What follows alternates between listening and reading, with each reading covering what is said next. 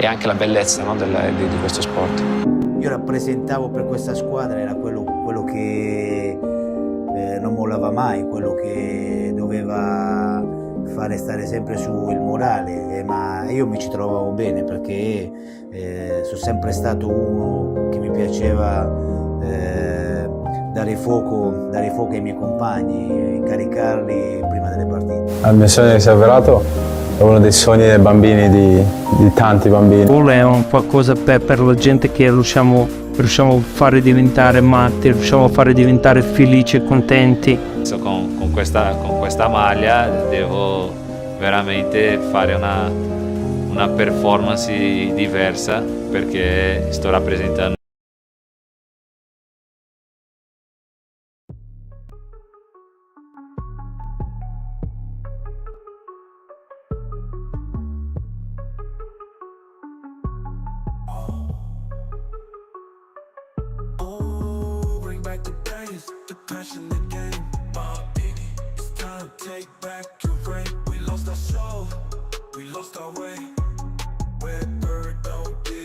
Just a game. Legend stood tall, now we watch them trade history like it's nothing at all. San Siro still echoes, but the soul feeling lost. They treating Milan like a brand, not a club with a cause. No more Maldini, they pushed him away. But without his bloodline, tell me who leads the way. Investors count digits, but they don't count pride. You can't buy the curve, you can't kill the vibe. Oh, bring back the days, the passion, the game. Maldini, it's time to take back your brain. We lost our soul, we lost our way. Redbird don't get it, this ain't just a game. The Philadelphia core is what made us elite. Now they sign ballers who don't feel the heat. Look at the past, Shiva, Kaka. Now they bring in mercenaries who don't know who we are. Milan ain't numbers, Milan ain't stocks. It's curving suited banners, it's love in the blocks. The city still bleeds, the passion remains. But we need a king, Maldini's the name. Legends built us from the ground. You can't own what you don't understand. Maldini bring back the crown. Redbird ain't fit for the stand. Lippert Gilfrey don't lie, banners don't fade. San Siro still roars, the fans ain't afraid. Bring back the pride, bring back the fight. Maldini for president, take back the night.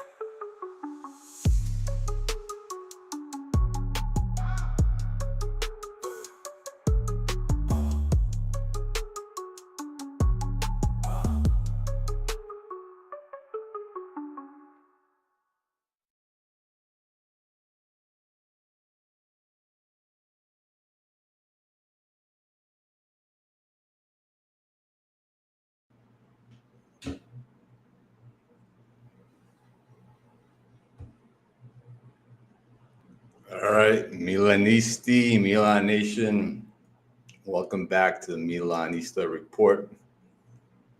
Let me get Husni's camera going. There it is, Husni. All right, fellas, everybody in the chat, everybody tuning in, locked in. I'm your host, Nicko, as always. Welcome back. I'm joined by my partner in crime, Husni, from the other side of the world. What's going on, Husni? All good with ourselves. Not too good with this club, but we're here to talk about it, right? Always. I mean, I've been trying to stay away. I mean, I hopped on with Shane and John, was it last week? A super early chat.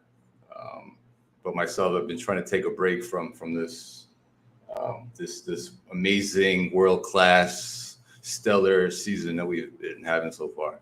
But somehow certain fans, certain things kind of draw me back. Certain comments made from the club just pull me back in.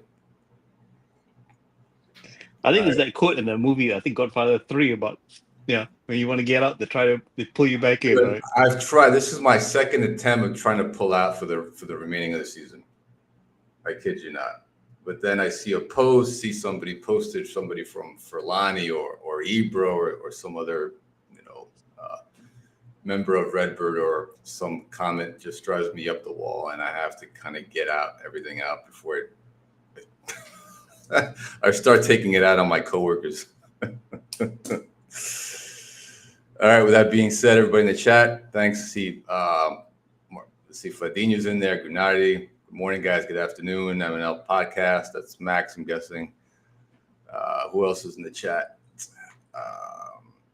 Well, that's it. Looks good. So, guys, keep up the chat going.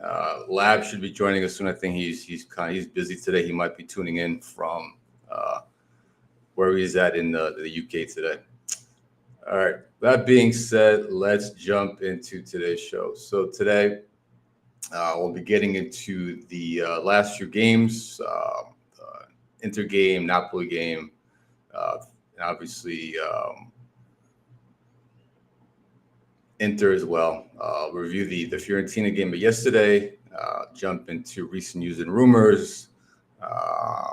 Get into a segment called Redbird Gassing Up Corner. Let me try to speak proper English today. And then comments and questions. And then within like the last 15 minutes, we'll share the link in the chat. And everybody wants to join. Kind of go on a mini rant for a few minutes before we jump off. You guys are more welcome to. So that being said, let's get into it. So let's get into the last couple of games we've been having. We've actually played Husni. First things for, have you watched the last few games? Because I know a lot of fans have been tuning out. I have. I don't know whether to say fortunately or unfortunately or not. Fortunately, I guess for a fan, because still continue to support the club. Unfortunately for my health, because some of these games, like yesterday's game, was like 2:45 a.m. started. So you can imagine what time it ended. And, I got to get up at 9 something to go out. And, a lot of fans, they put the money in, their blood, sweat, and tears. But I think quite literally, this club is killing me. If you think about the time, it does. Just thinking about it. Just think about it from sleeping issues, for not sleeping, being out watching these games, and then the mental stress. I mean, these things add up. I mean, as much as we don't think football or sports has an impact on our lives, especially a club that we love like Milan, right? Over time, it's going to affect your health at some point, either in a positive way or, in this case, in a really negative way. But I think on the net effect is that it's positive. Without this club, I wouldn't get to know you, Shane, John, the community that we've got here in the chat. And I just to plug in a bit of the WhatsApp group. If any of you want to join our WhatsApp group, just let us know. Yeah, you can ask us in the comments. You can send us a DM, Instagram, anything, anywhere. Yeah, we'll probably pick up, and you can join our chat. It's free, completely free. Nothing. We're not going to charge you anything for it. It's not how we work. And yeah, you just join in the conversation. Just be warned, anybody who's thinking about joining the chat, we do talk about the club in a very, I guess, realistic way. We're positive. We need to be positive. We don't sugarcoat anything. We're very, we do speak our minds. A lot of members do speak their minds, go on their mini rants in the chat. And rightfully so, that's their place to be. That's the place to kind of unwind, right? And get everything out. So if you're super sensitive to that, you may rethink it, because I've actually invited some people in the past thinking they were able to, accept that realism of us. And within a week or two, they're out of the chat completely, which is fine. But we welcome them back if they want to. Listen. Where to support Redbird. If they think Redbird's the best thing ever to happen to this club, convince us. I think you and I, Nicko, we agree that we want to be wrong. We want to believe that the next game is the start of like 100-game winning streak. We really do. I've always been thinking. I think we all started that with the Real Madrid game. We thought, we beat Real Madrid in the Champions League. Here we go. We're going to go on a 20-game winning streak. That didn't happen. We beat Inter in those derbies. All right, here we go. Another winning streak. Not again. No. So you know what? On that note, Nicko, I think that there is some magic that's happening, or someone has found like a magic lamp somewhere, and they made a wish saying that I would give anything to not lose to Inter. The upside is that we haven't lost in a while, but the downside is we'll lose to any other team. Yeah, and I guess for some fans, and I guess that's their way of coping with the season, they're trying to find any light at the end of the tunnel. and they'll use that to say, well, at least we beat Inter 4 times. We won the Derby Cup this season. Yeah, I mean, but it is what it is. So let's kind of jump into the last few games. First, March 30th, Napoli 2, Milan 1. Kind of dive into it a little bit. Let me get your thoughts on that game, Husni, and everybody in the chat as well. I know it's going back a few weeks, but let's get into it. Yeah, that game is reflective of many other games where. Sorry, I gotta ask this. We're allowed to swear, or you keep it clean? This is on my show is totally unfiltered. So okay, I have a way of naming how our game plan is, and it's part of the language, especially if you've got kids having listening, you want to put the volume down. But the game plan is called getting fucked from behind, because we always go down early on, we get completely fucked, and then we realize, hey, we got a game to try and win. Whether we pull it off or not, I guess the jury's out on that one. But we at least got to go down, yeah? We got to bend over, we got to take it up the ass by these teams, and it's absolutely disappointing how we do so. If you look at the game against Napoli, and the 2 goals, Nicko, I think you did the analysis already, is that these goals, as well as many other goals, but just to focus on this game, highly preventable. So it's not to say that these are some wonder goals, some screamers, maybe from the halfway line that no one would expect, maybe a deflection of 10 other players, and then he went in. It's absolutely preventable. And the second goal, if you talk about how Lukaku managed to score that, why do we never get these chances, And I can give a bit of perspective about why I think we never get these chances. Is the fact is that our player positioning, when it comes to defending, is like non-existent. I don't know what we think in marking, and I want to go back all the way to the preparation time. It was an excuse used before. I think Conceição used it early on. Fonseca, to some degree, used it, but he really didn't have an excuses. But how then do we prepare our defenders against these sort of teams? Because these are goals from inside the box. Is it the fact that we have to stack the box with like 10 players, as many teams do against us? Or we need to finally figure out that, hey, maybe this is not a defend. We don't need to defend anymore. Yesterday, I was thinking, when we're talking about the subs and we talk about the mistakes, do we really need center backs? Do we need a left back or right back? Can we just play with 10 forward-minded players and try to outscore the team? Because these goals will keep coming on. And the fact that we're taking a lot of these goals early, I don't want anyone to think that this is actually a plus point because we can somehow try and scrape a comeback. But it's highly devastating towards our game plan. When we're chasing the game early on, I think some players are getting tired from doing all that running, trying to make all these chances and all that. But the game management, I think, is close to zero. I mean, Nicko, do you agree with what I said? I just can't get my mind around it. I said it. I don't know how many goddamn times on my pod in the past, on the chats as well. I just keep saying the same things. We talked about these things in the past, and Greg at length, right? Got into the analysis. I think it comes down to preparation. Whatever the coaching staff is telling the team during the week, how they're prepping their team during training, they must have the worst fucking training sessions in the history of Milan. I don't know what they're doing, what kind of games, what kind of training sessions they're having, and they're not listening to the coaches. Is the coaching staff not correcting their issues, their individual mistakes, and also their team mistakes as a unit, right? Because they're not working as a unit time and time again. They're making the same individual mistakes, like not marking players in the back corner, in the back post or the front post, leaving markers on run, not recovering on runs. These are basic things. So even if you got, say, high level players, and they're not not inspired to play anymore, and they keep making the same mistakes, and the coaches are not correcting that, it doesn't matter what you do.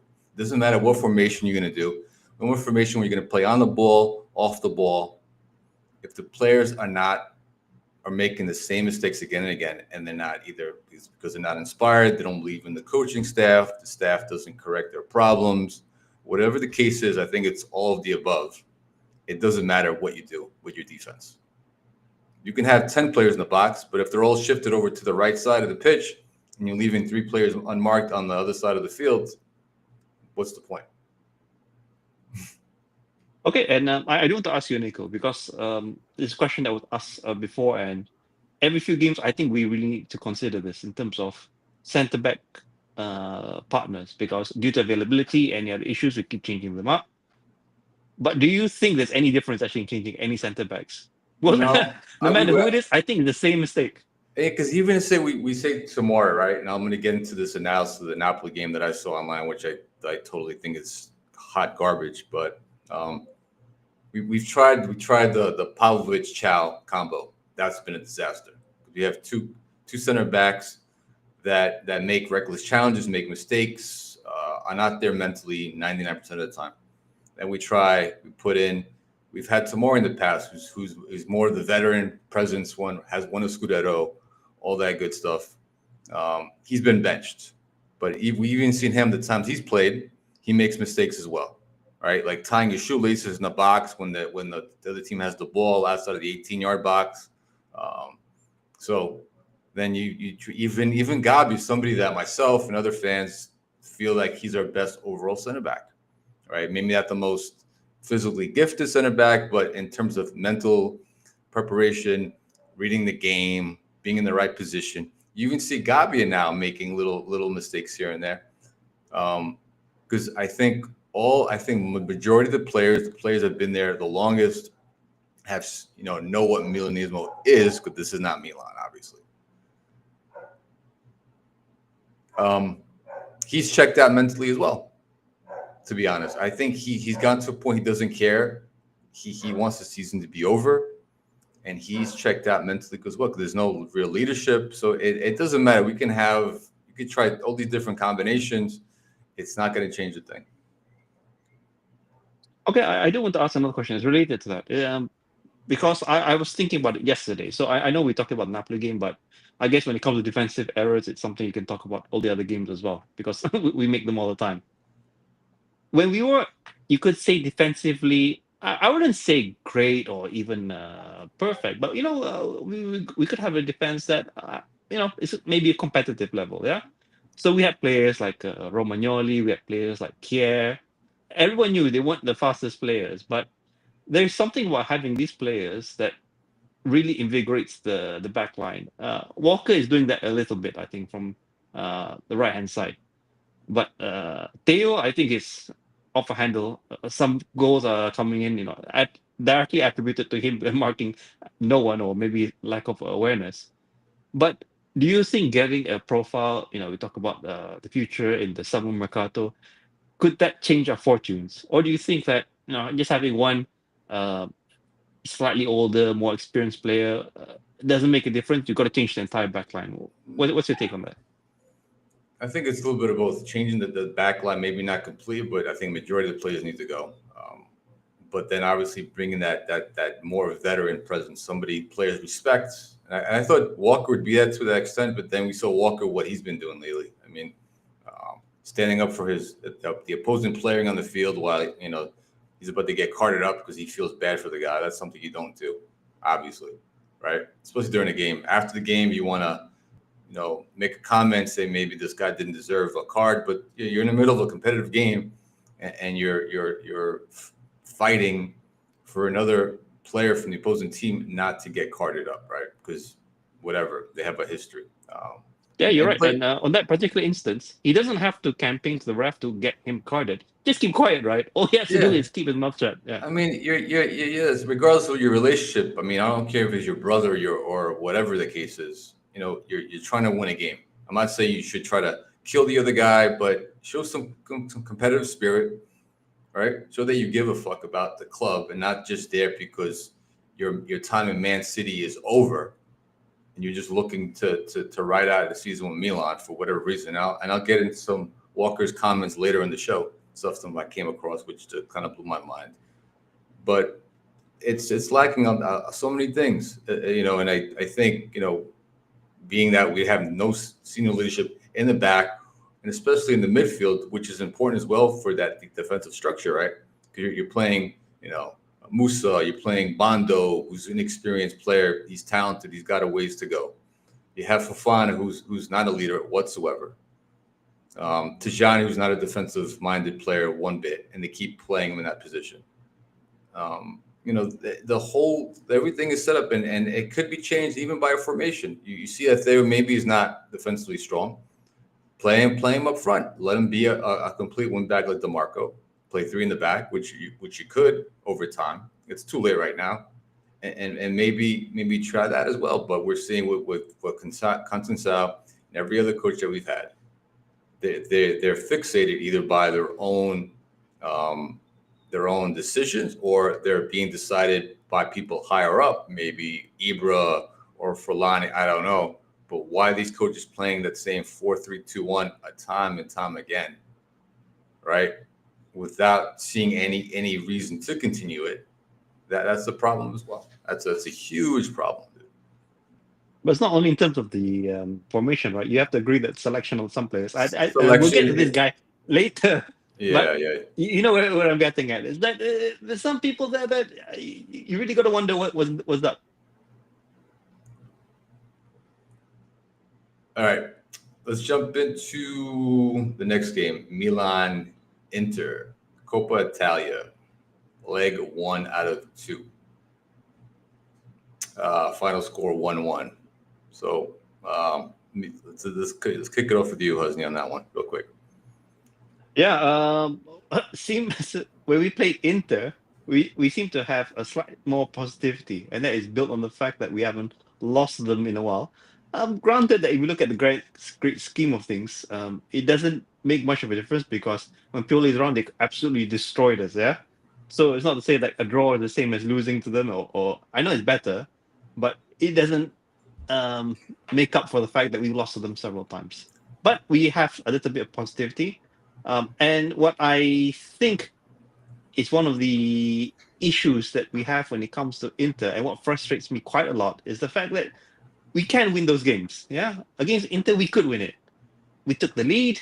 We seem to be into it. I know that Inter has their moments. I won't deny it. They had some good moments, and they could have beaten us. But we could possibly do just that little bit more enough and take the win. However, we didn't manage to 1-1, and we take it again at the reverse leg, which now, because it's essentially almost like a real final because the score is 1-1. We have to maybe push a little bit harder. But then again, it depends a lot in terms of the priorities. Inter have their own priorities. They also have their own injury issues. They're still in the Champions League. They're still fighting for the Scudetto. Things that we should be doing, by the way, but they are doing.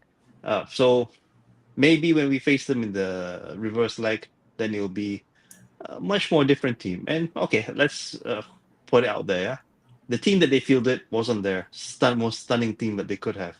So that works a little bit in our favor. But then again, we couldn't pull it off. Had we beat them 1-0, I think there would be a little bit more excitement amongst fans and possibly within the club, but couldn't do it.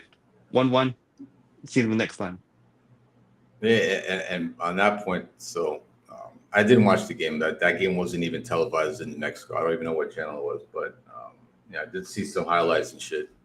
And again, like every other game that we either win or come close to, let's be real, guys. These teams that were either with Napoli, and Inter, they're actually competing for Scudetto. They're chasing Scudetto. That's their first priority, and especially with Inter, they have Bayern coming up as well in the Champions League, a winnable game because Bayern has fallen apart left and right. They lost Musila, one of their best players, young players. He's out for a while.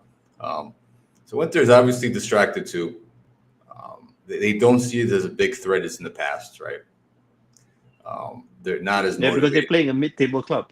Yeah, they're playing a mid-table club. So yeah, like even last year, even Inter when they won the Scudetto last year by 20-something fucking points, and we won. We were in second place, right?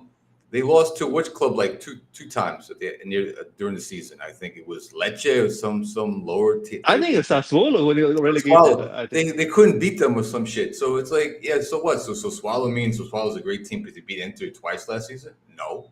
Same thing with us. But they got relegated, right? Yeah, and I know it's the derby. I know it's a big deal for a lot of Milan fans.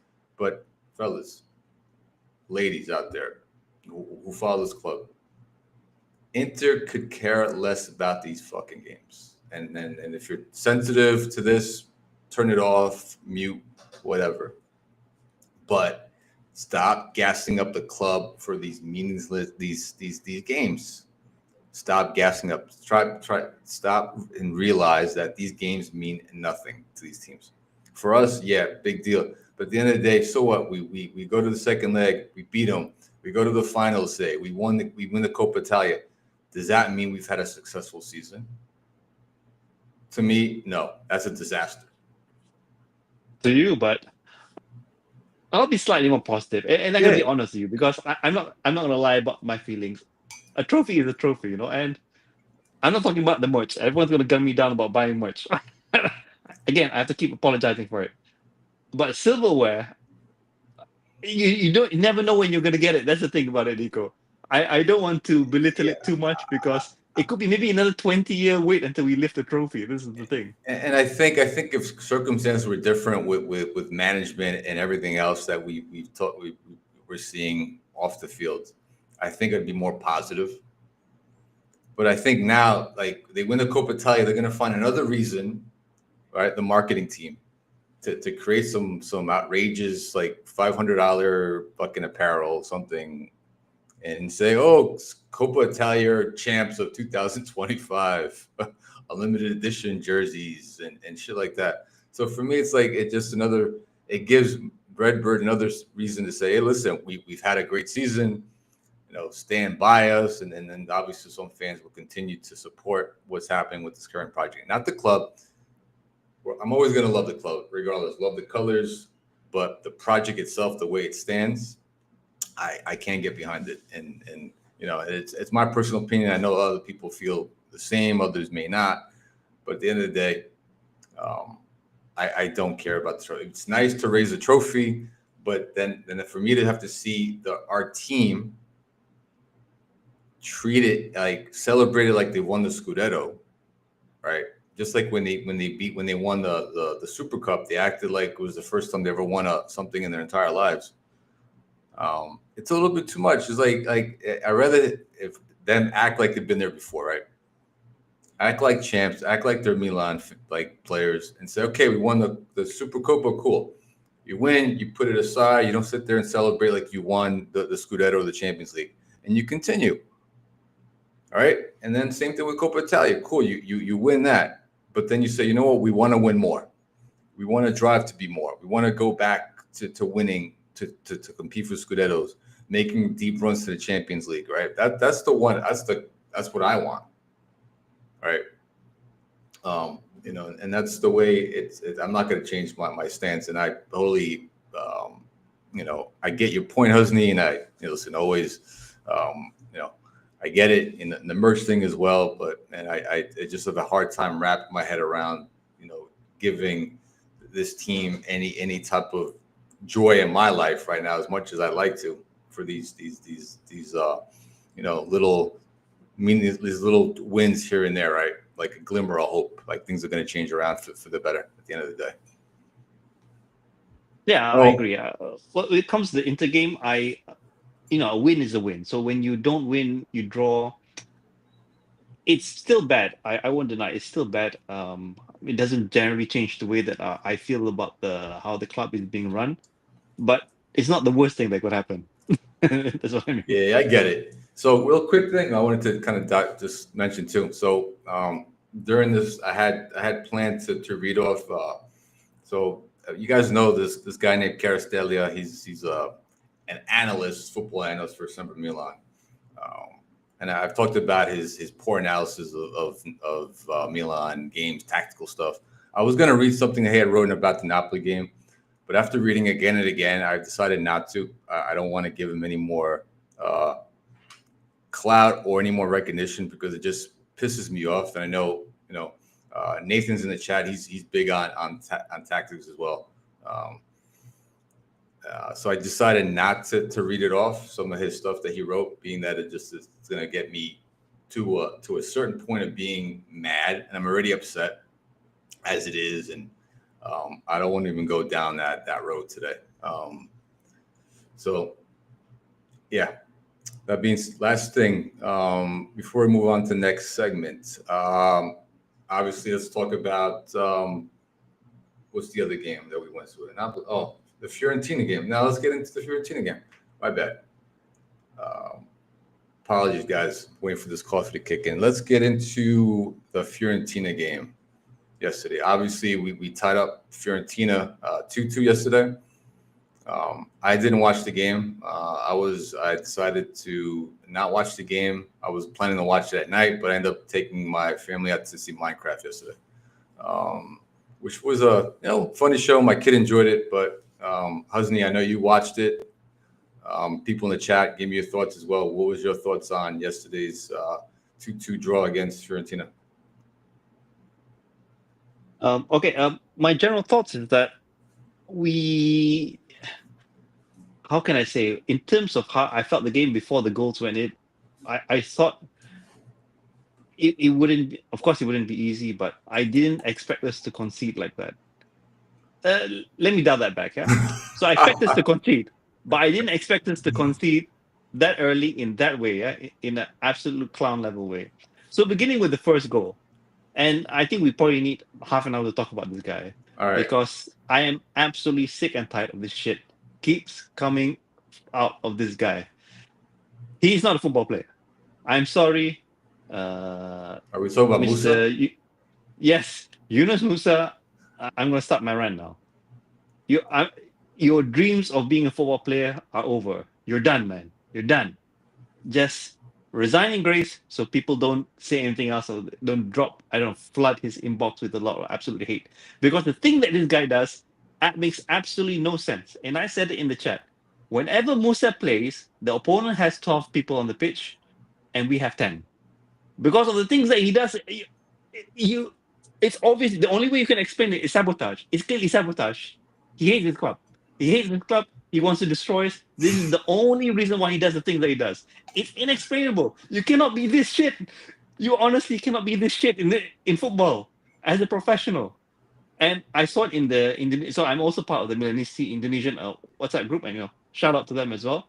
So they actually posted, I think it was the England under 17 World Cup. So Musa was part of that squad, by the way. He's fucking captain. You know who else was in that squad? Bellingham, Jamal, how do you pronounce him? Musiala. There's some real players in that squad, and we got this guy. Honestly, we got this guy, and he's fucking captain.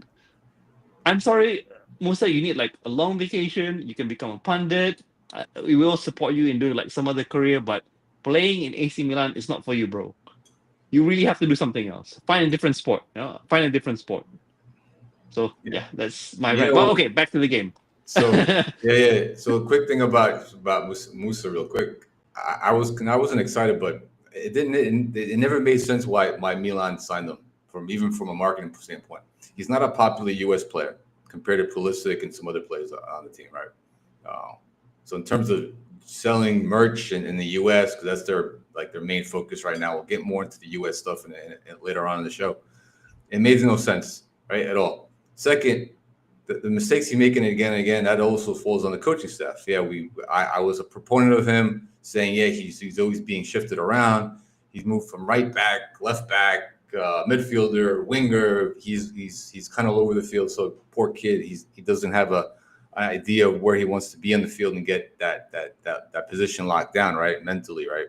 But now it's been, time and time again. How many chances do you need as a fucking player to figure it out, right? And say, okay, I'm here. Let me make the best of it. Let me understand it. And it falls on Conceição too, because Conceição is supposed to be this high level fucking coach from Portugal, and I wanted him from the beginning. Even when we first signed Fonseca, I said Conceição is a good coach, tactically, defensively, good with developing youth. Again, something we heard from Fonseca, the same shit, right? And we're not seeing that either, because we're seeing plays like Kamada being left out. We're seeing plays like Liberali being left out. But goddamn, we keep putting Musa on the fucking field, expecting him to actually understand the game, and nothing. So Conceição, this is on you, bro, for being so fucking arrogant and keep putting this kid on the field time and time again and expecting him to improve. He's not going to improve. He's done. He needs to go. Let him, sell him to some MLS team. Well, he'll fit right in. He'll be back with his family in the U.S. He'll be close to the U.S. squad and stuff like that to prepare for the World Cup in 26. And that's it. If you think that he's going to be in the World Cup in 26, Nicko, after seeing all these low lights of this guy, do you think he can even make the squad? Dude, I think the USA team would want to get quite far in the competition, right? Because it's on home soil. And that's not even given to the national squad. They have no other option. That's like one of their best options they have. There's nobody pushing for his spot on the national team right now. There might be some younger kid, but Pochettino doesn't even know about him. Pochettino's another lost soul, in my opinion. But yeah, it's before we kind of, we dive off the deep end and shit. The game itself, what'd you think of this game? I mean, so I know we gave up points. But in terms of tactics, we're seeing the same tactics again, right? From Kansas, and we said it before. The shit, let me get back into the game tactics. I want to hear your So getting bent over and fucked up from behind, typical Milan. So at least we know that we're talking about the right team. But I want to point out something, and this is a trend over the past 3 games. So past 3 games, they've only been 2 goal scorers, right? Tammy Abraham and Luka Jovic. That's right. And that's fucking sick. If you think about it, and I had a good think about this because Tammy started the game. You guys can say whatever you want. I've been consistent in defending Tammy a little bit because this kid, he works hard. I don't know if it's a kid or a guy anymore. I think he's 27. Fine. This guy, he works hard. He's a fucking grown man at this point. Yeah. Fine. This dude, he works hard. We bought Jimenez, and each time Jimenez is on the pitch, I'm sorry, I get what ideas he tries to bring, especially when it comes to the long ball. He almost could say he made the wrong choice. If he could slide it to the side of De Gea, and he would have a clear shot on goal. Again, from my armchair, it all looks so easy, but I know it's not easy for him. But it's not working out for Jimenez. But I do want to credit in terms of the fact that our starting striker is able to score. And we have a super sub who can also score. So this comes back to the point that other than the fact that we have a problem defending, offensively, I think we're pretty solid. I don't know if you agree with this. Offensively, we can pull something off. But the imbalance in the team, stemming particularly from that mistake in midfield, it's absolutely ridiculous. So again, this happened during the game yesterday or last night, this morning for me. It happened. We kept pushing in, and another funny thing, and I want to get your thoughts about this, Nicko. What use is João Felix? I don't know why we're subbing him. I know we accumulated some yellow cards. Even Pulisic was on a yellow, but I honestly don't know what is the use of this guy. His trickery counts for nothing, and I think he stopped with the tricks and the flashy moments. Maybe they realized that it serves no purpose. He's a circus act. So on Felix, real quick. I honestly, to be straight up with everybody, didn't watch the game. Like I said before, not wasting my fucking time. I had better things to do. But Felix, I don't understand why he keeps playing him. Obviously, as well, he's a fucking circus act. He's a one trick pony. He makes all these flashy moves. Like so many other fucking kids you can see on fucking Instagram, these kids who are talented with dribbling 1,000 times and doing all these cool tricks. He's a fucking, that's all he's good for. Doing a couple of tricks, but the end result is garbage, right? There's no end result with Felix's game. And he's too much of a pretty boy, doesn't play defense, doesn't do anything on the field besides tries to pull a little trick, which a million players in this fucking world can pull those fucking tricks off. All right? And that's a fact. Nicko, did you see, and I think Christine Pazmino posted in the group, what Kyle Walker said to João Felix? Yeah, he's not Messi. Yeah, I saw the video. He's saying, "Pass me the." You're not Messi. Pass me the fucking ball.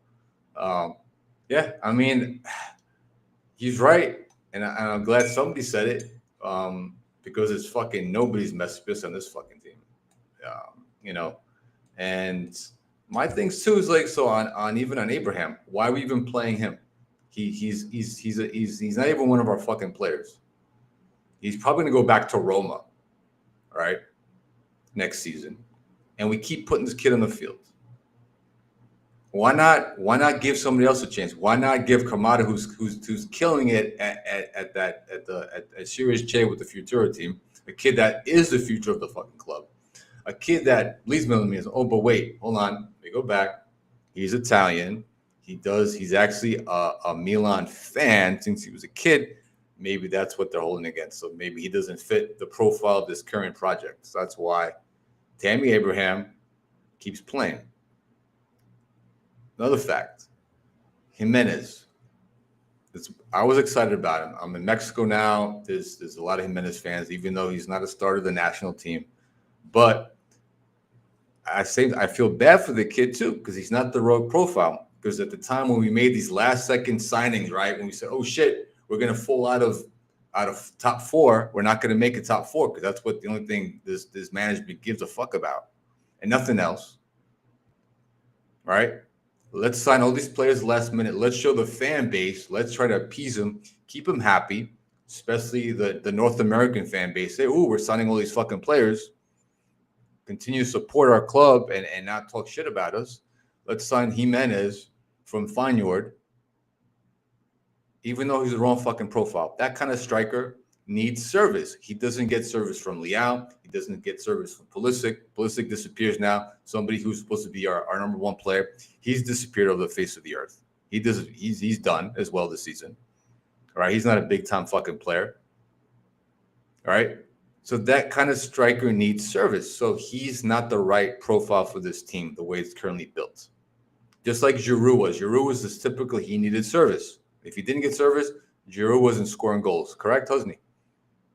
Yeah, but the one thing that Giroud had in abundance, and I don't think I quite see it that much anymore, is the aerial ability, the aerial threat.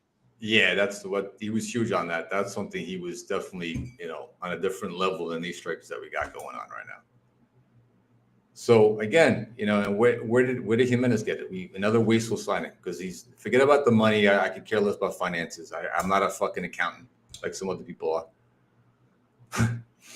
But again, yeah, this is what we got. And again, we're fucking down 2 goals, and we come storming back 2-2, and we're like, hey, great, listen, we were fighters and shit. We're not. This is another fucking game where Conceição got it wrong from the beginning. And how many times have we seen him get it wrong from the beginning? He hasn't gotten the tactics right once from the get-go, from the jump. We're always fighting to scrap back a win or a tie every single fucking time. And it just rinse and repeat the same shit again and again and again and again and again. Nicko, to defend Conceição a little bit, and I want to be fair here. That first goal, I don't think it's on any coach, to make a mistake of that sort. I don't know if you saw the highlights about Musa's fuck up. Okay, you could say that it's just for playing him. Go ahead. I'm sorry. Yeah. Go ahead. Go ahead, cousin. Take it. Yeah. So you could say that that fuck up. Okay, you're right. You talk about the very early by putting the team. It's kind of all on him, but no one saw that coming, right? I mean, you wouldn't expect any sane player to make that sort of a fuck up. So I don't know whether Conceição shares full responsibility. Yes, he picked him, but I mean, yeah, in the absence of maybe another player in that position, yeah, it surprises many people, unfortunately. I mean, listen, and I saw something from Conceição, another fucking dumb comments. We'll get into more comments later on of what he talked about the games and shit. But he said that, he was asked about Musa real quick. And he said, well, Musa looked good in training. All right, well, let me tell you something from my experience from being around professional fighters in different sports, like in boxing, MMA, being around some pro teams in the US in training sessions and shit. There are certain players, and Musa's one of them. He just because you look great in training, just because you look good at hitting the pads and cracking the pads and pad work and looking fancy and shit, not every player is going to transition into on the field. Because once you're on the field, game day, everything changes, right? The dynamics, the fucking pressure, and a lot of players can't cut it on the field when it comes to actually performing, right? Performance anxiety, whatever the fuck you want to talk about, Musa has that. All right. Because I've seen it myself. I've seen players, they've killed in their training. They look fucking great. But once you put them on the field, they can't even dribble the ball. So, this finds the concept because, again, and Kansas should know this. Okay, just because Musa looks good in training again, hey, but look at the history. We have a ton of data on Musa, a ton of fucking games we've seen. He doesn't understand. Kansas out keeps putting him out there, and that tells me. I mean, I could be way off, but how could a professional coach, keep making the same mistakes again and again by picking the same players to start the game? And then within what? Again, we saw within after 20 fucking minutes, what does Conceição do with Musa? He takes him out. He subs him out, which tells me Conceição said, "Oh shit, I made a mistake." You don't take a player out after 25 minutes, Husni, if you think you did the right thing as a coach, right? Yeah. Yeah. So these things are just, maybe Ibra's like I said, I think there's somebody higher up in Conceição's ear, tell him, listen, play Musa. We need to play him. We need to get the ratings up in the U.S. to get people to tune in. All the 50 million U.S. fans to watch Musa, which is ridiculous as well if that's the case. You're right. So I was thinking that, and I didn't want to ask you, but yeah, you already started the point. This we don't know, especially particularly with this management, and knowing that Conceição is a temporary coach of sorts, because we know his deal is actually short term. I don't know who is actually running the things on the pitch, because you're right. The things that happens, and looking at it very straightforward, you shouldn't put an error-prone player, particularly after he's made several key errors very recently.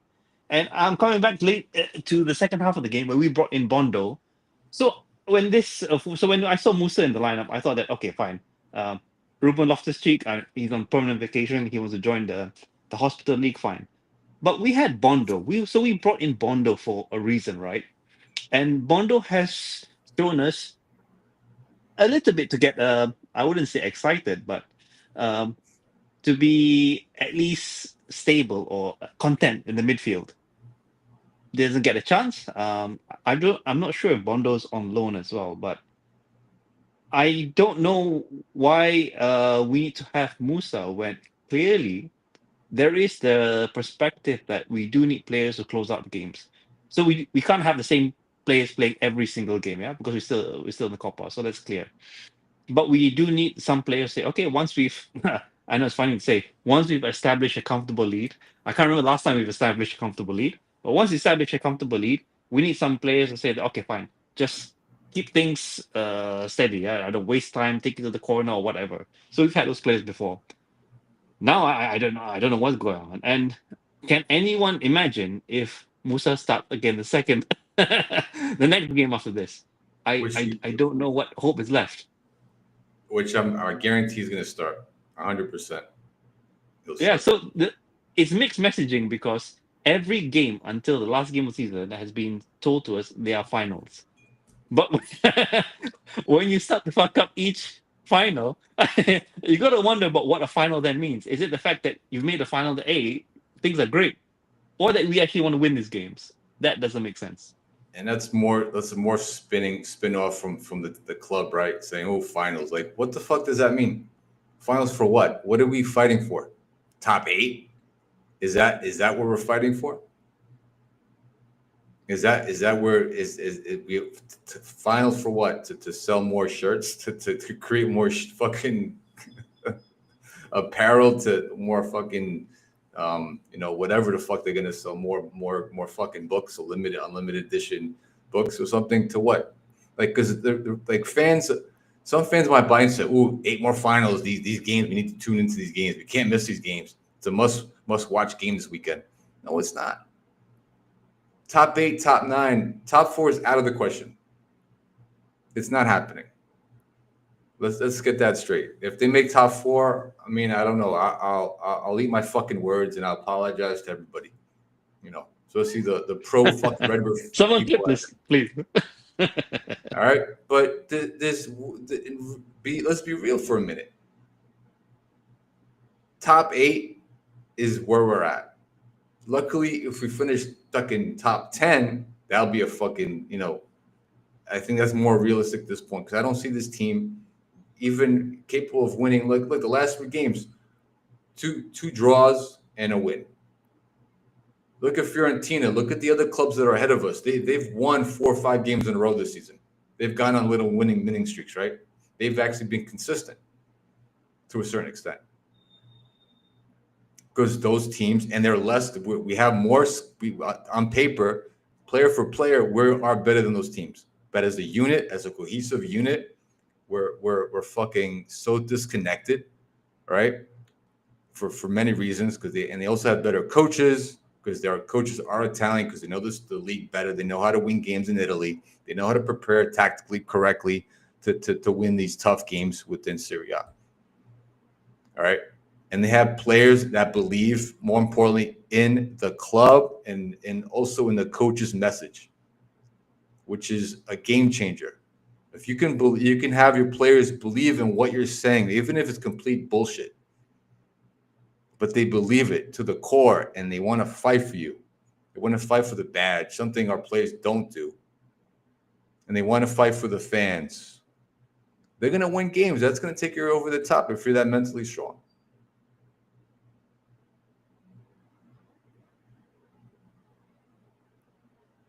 Yeah, There's one question I want to ask you, Nicko. So, I just want to circle back to the striker position. Tammy, sorry to be a bit of a blunt question.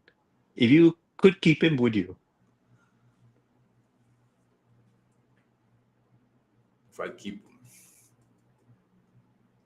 And I'll give you my answer, and I'll tell you why. Yeah, I'll keep him. I mean, because Jimenez is not it, but we're fucking stuck with Jimenez too. So that kind of, unless they want to sell Jimenez, that's just gonna be a fucking disaster. Yeah, I'd keep him, but then I'd want to see. No shit, never mind.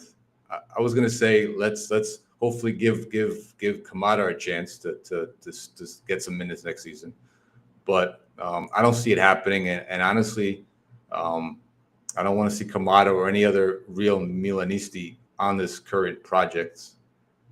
They're better off going to another fucking club. As much as it's going to kill me and hurt me and shit like that, I'd rather see him go to a club where they're wanted and developed properly, because no decent youngster is going to be developed properly under this fucking management at all. But yeah, back to your question. Yeah, I'd keep him. Sure, why not? Fuck it. I don't know. Yeah, I agree. I've been consistent in the fact that the several months now that I've defended Tammy a bit. I like the fact that he's hardworking. I wouldn't say he's a starting striker. I'm not saying that. I don't think he should be our regular starting striker, because he can be starting striker for maybe like a Roma or Lazio, that team that just wants to make top 4. Coincidentally, that's us now, by the way. But I think he's good enough, the fact that to give a bit of competition to the starting striker.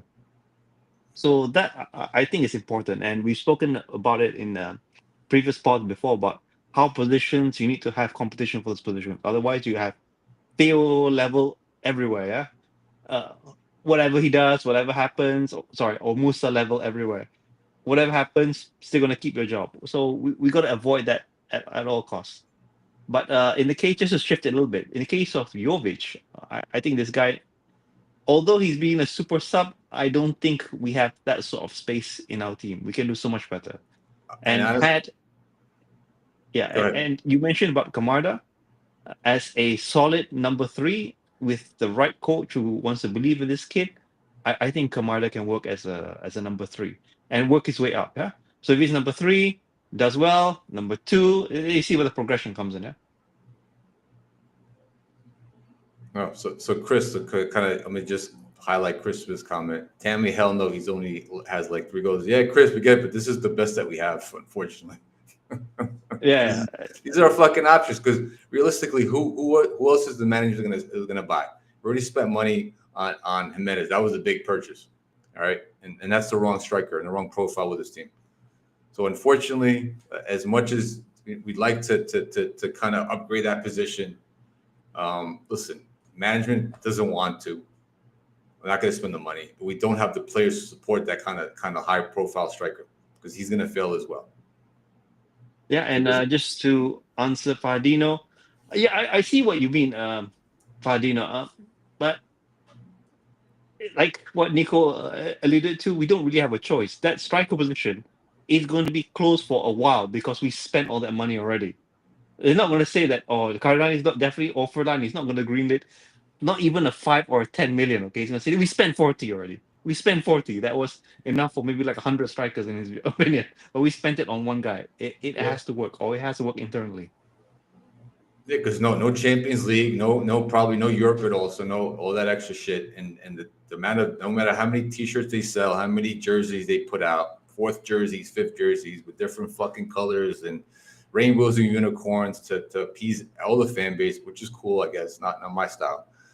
That's not gonna make up for the losses for being out of Europe this season or next season, I should say. So how the fuck are we gonna buy Luka? I know we've mentioned Luka a million fucking times. We're not going to do it.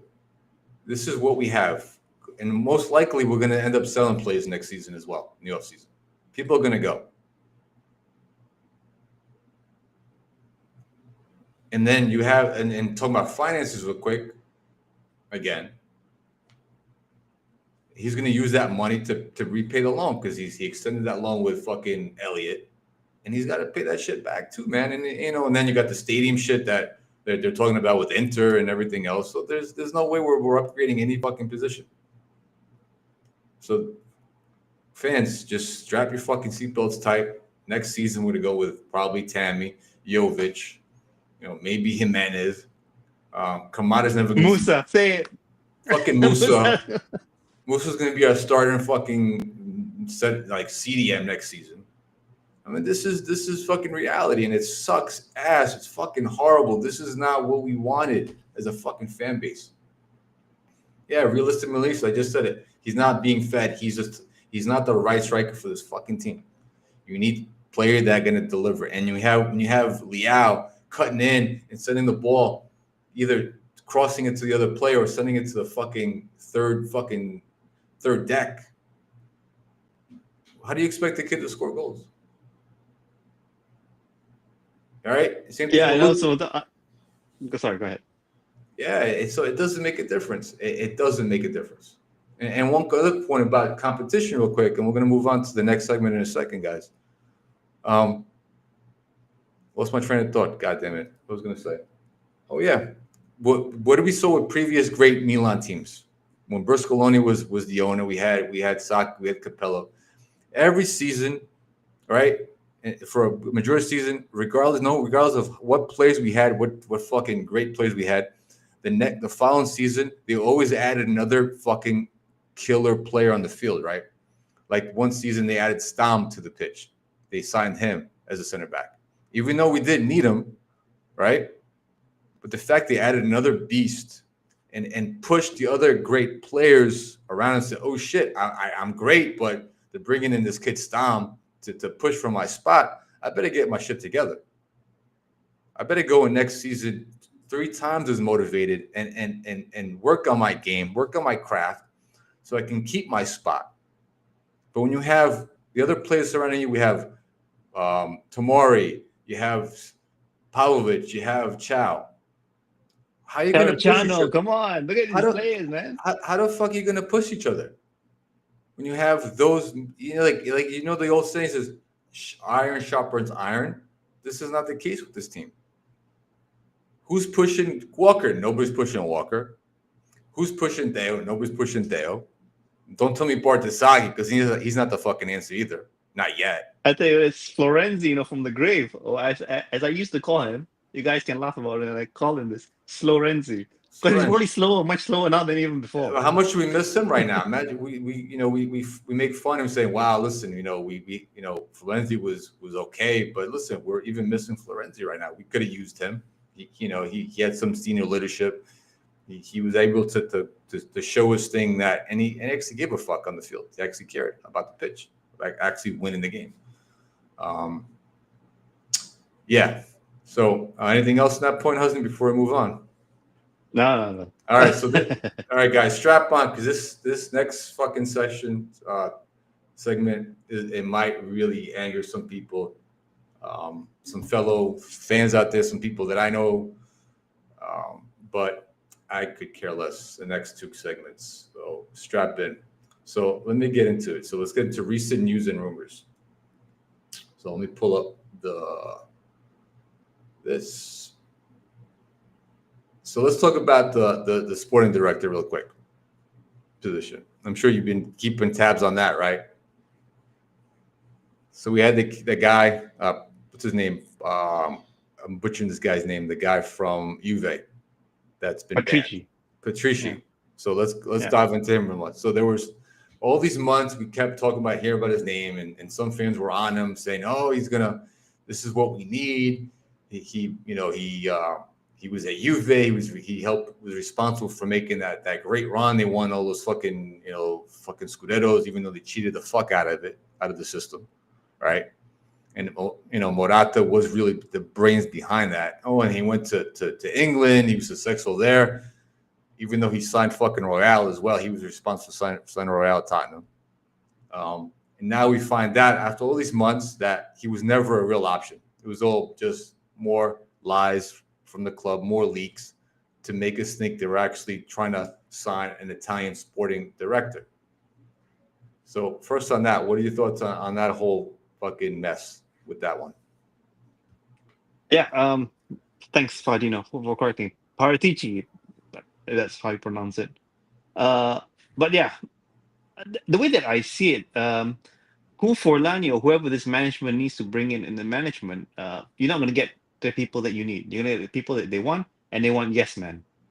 Look through all the candidates that they have lined up. You know which ones are yes men, which ones are real, actual directors, or have a brain to think about things. So I was a bit skeptical for Paratici because I was thinking that okay, this is probably a guy who is used to having some degree of control. But then when you try to insert that sort of a mindset into our club, it doesn't work. Redbird, Cardinale, Jerry, they don't like people who think. Yeah, they just want doers. Yes, man. Yes, it's the best club. Yes, you're the best boss ever. Jerry. Yes, I'll listen to Ibra, whatever he says.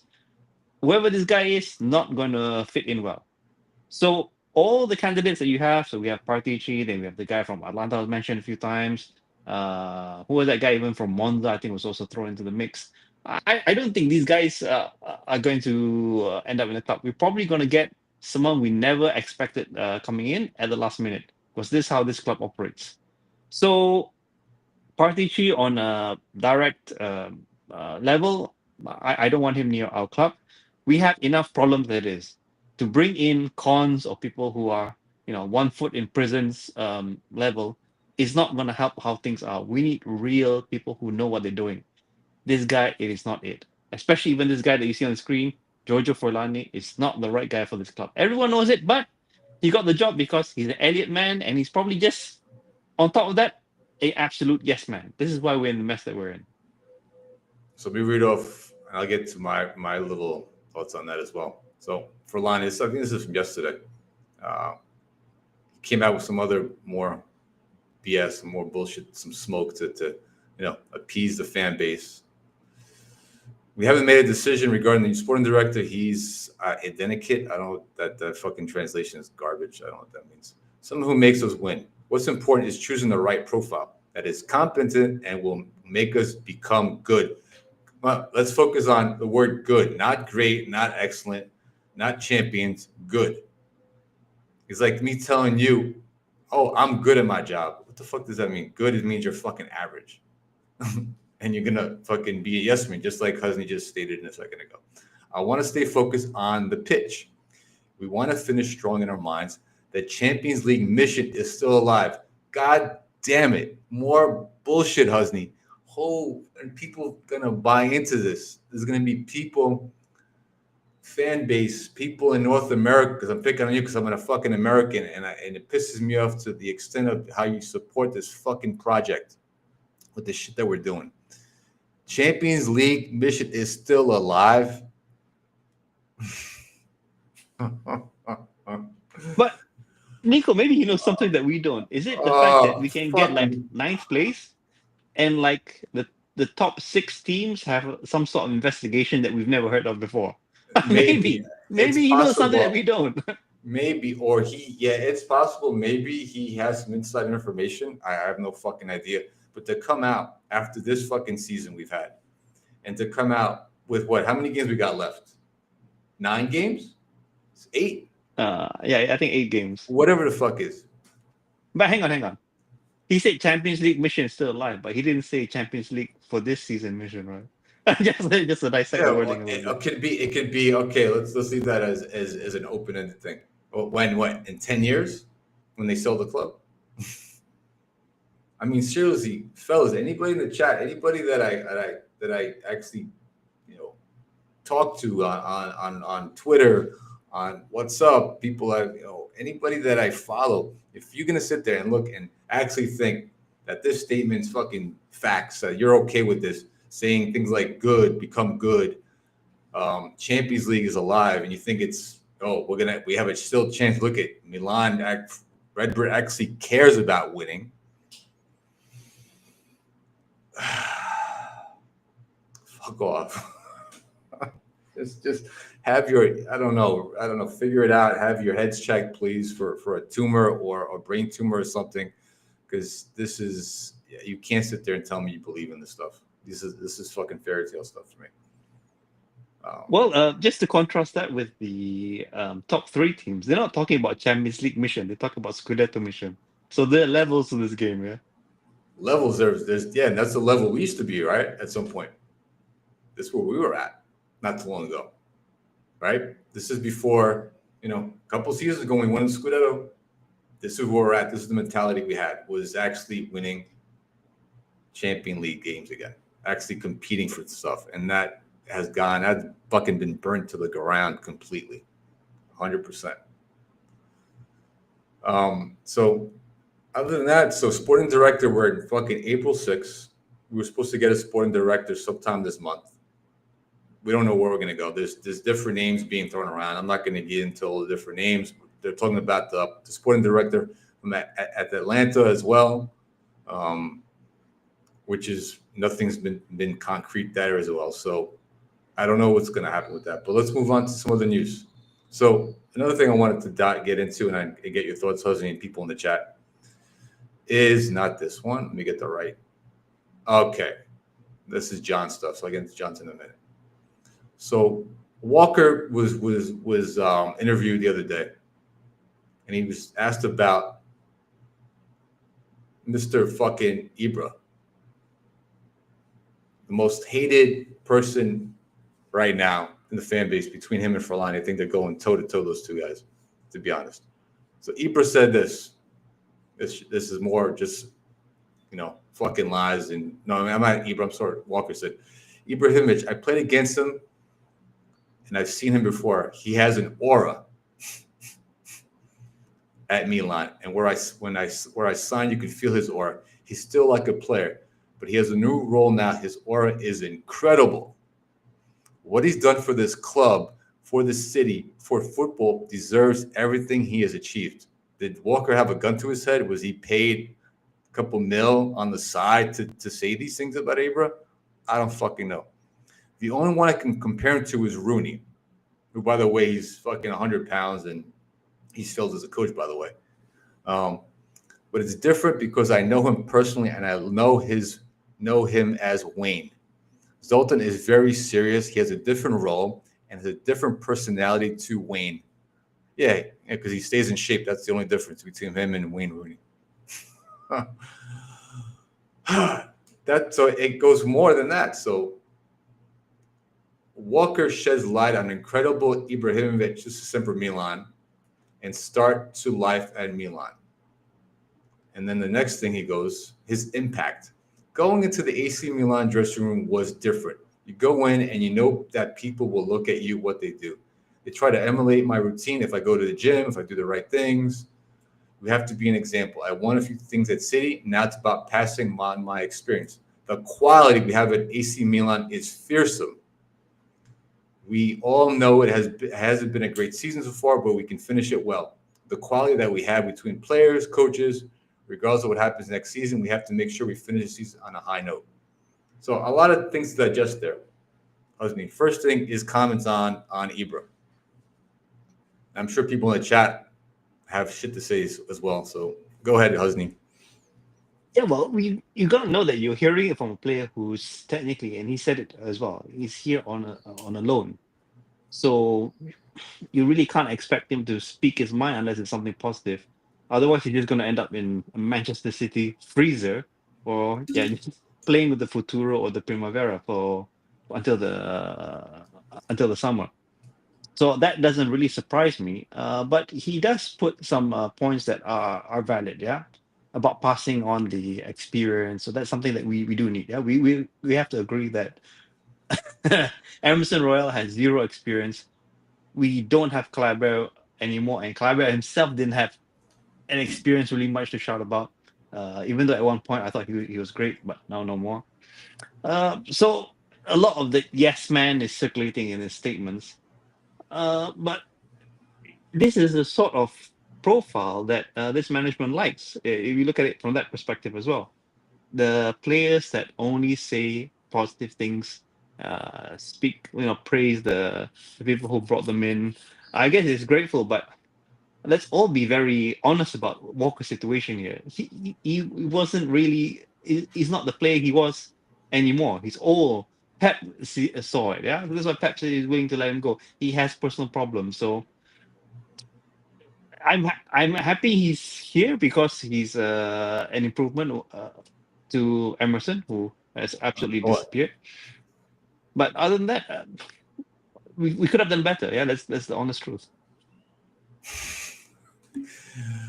Well, anybody's a fucking improvement over Royale. Let's be real. So the thing that kind of struck me on what Walker was saying, first thing is fearsome. This club is not fearsome. We're not feared anymore. Nobody fears us. Not even Feyenoord, when they played in Champions League, we're not feared to players at San Siro. So I don't know where he's going with that. I understand he's trying to, he's on a loan. He's trying to, appease to management to keep him on for another season, right? Because what is his other option? Go to Saudi Arabia or MLS? I don't think he wants that yet. He's not that. I don't think he has that mindset to play in the MLS and retire and playing with Beckham or something with Messi, playing with fucking Miami or LAFC. So I don't know where he's going. That's more bullshit, and it's kind of, for me, it's kind of disappointing, I guess, him coming out and just be real, just be fucking real and say, listen, instead of saying Aura and Ibra, which he knows for a fact, I'm sure Walker watches social media feeds, understands what the fans are talking about. Ibra is hated right now, hated by most people for a lot of reasons, right? And to come out and say he has aura when we a lot of us know what aura means, and that was with Maldini, right? When he was with us. Come on, it's more bullshit, and it gets me more upset as a fan, saying it's like, fuck, it's like, just focus on the field. Stop blowing smoke up your ass. Stop marketing. Stop trying to appease the fan base and show support for management. Because Ibra is not a Milan person. He's a Redbird employee. Let's get that straight. He's not here to do anything for the club anymore. That's done with. All right. And if he was, where was he all this time during the training session? He was fucking traveling the world and shit, opening up his paddle centers in Europe and going on vacations, going to some other fucking events. How many games has he missed this season, Ibra? How many training sessions have he missed? Right? It's more than that, Nicko. And I've said this before. Even when he was still a player, albeit he was injured quite a lot, this team has outgrown Ibra a long time ago. If they didn't listen to him much as a player anymore after winning the Scudetto, they're not going to listen to him anymore because he's a Redbird employee. So his effect, and this is where Cardinale is an absolute sucker. His effect is very minimal, if anything at all. And especially once you don't show up, if you're never on the training sessions, if the players know that you're always on some other fucking, just away from the club, how are they going to respect you? How are they going to listen to you as well? That's another thing. He was great. Thank you, Ibra, for pushing the team over and, during the Scudetto chase and everything else. But your time's over, dude.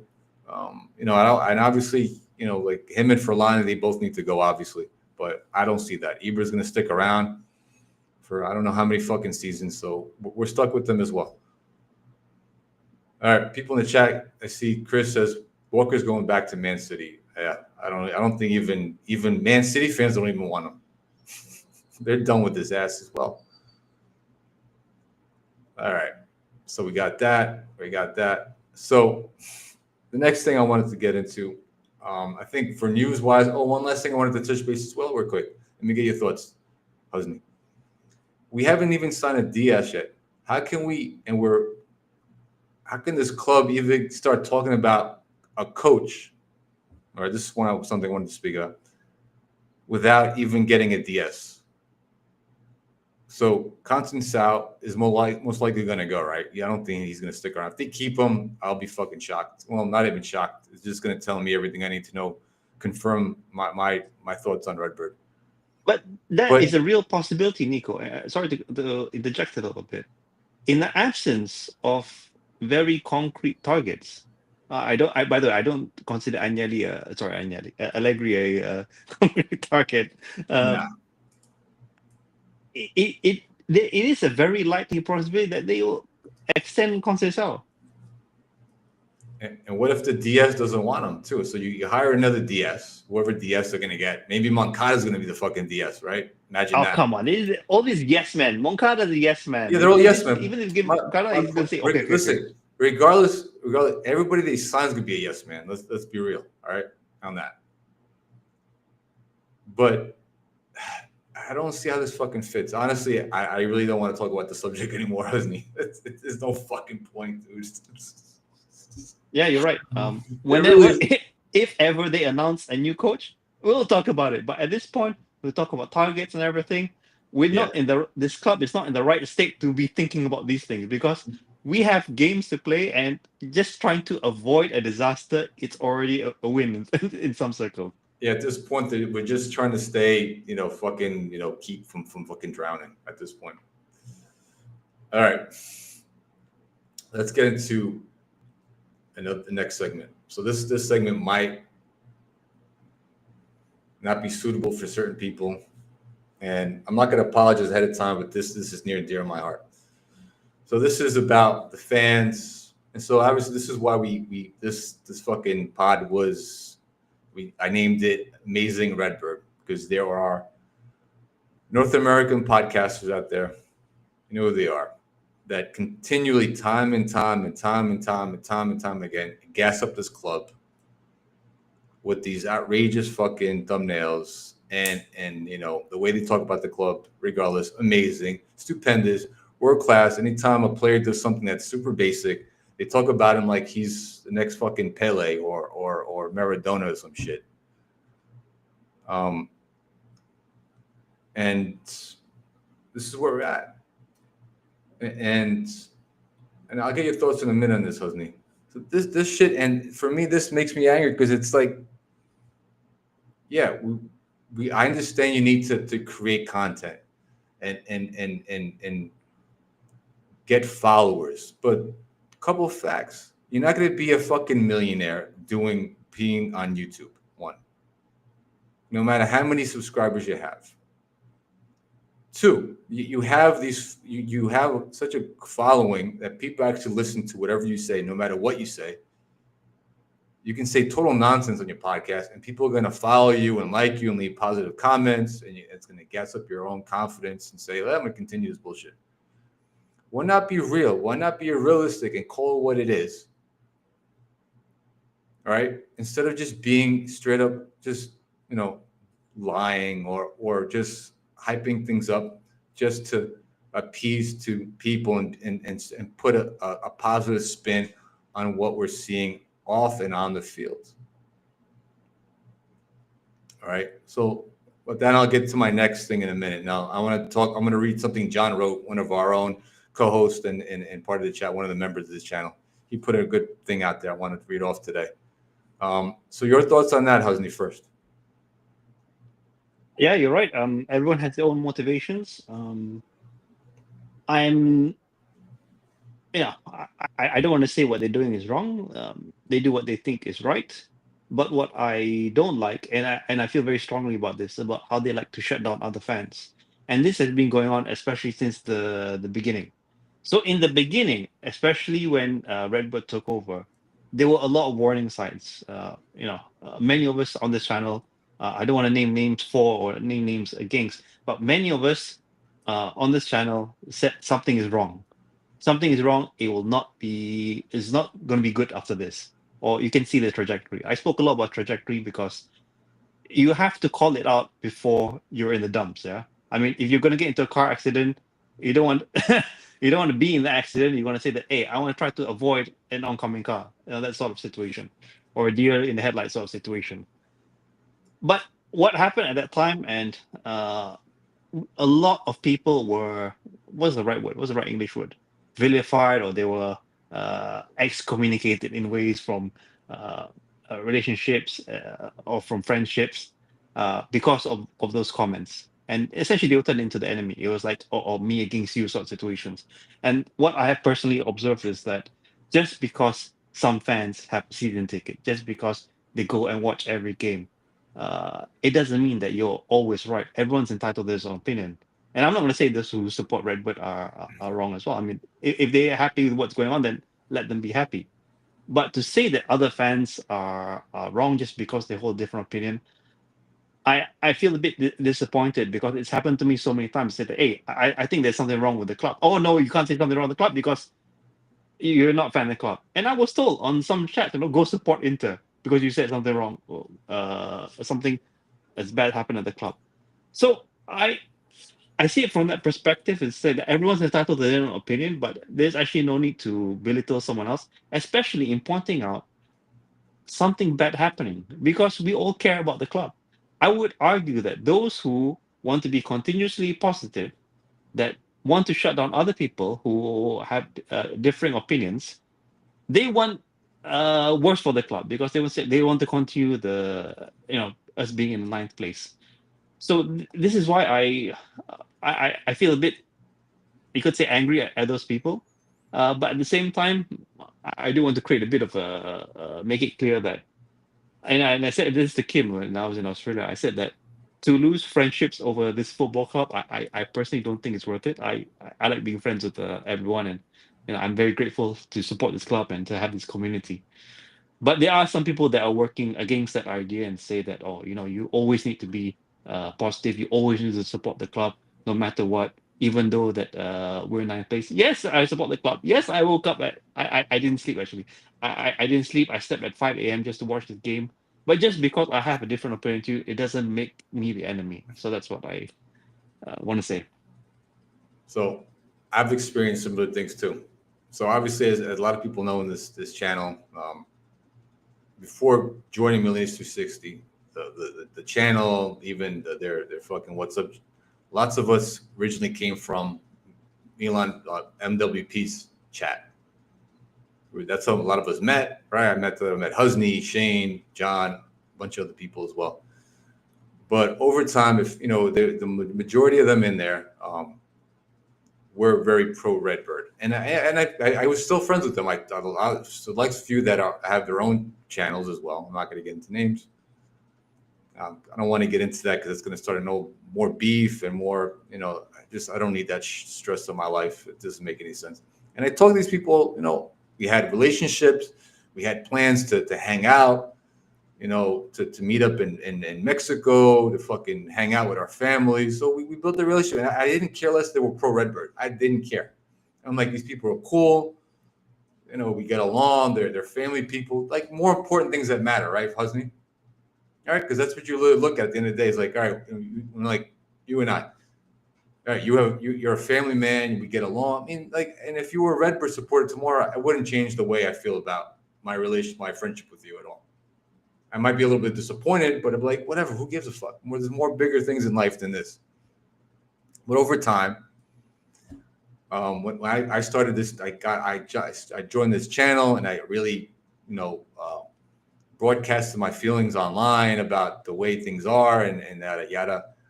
Some of these people individually stopped talking to me.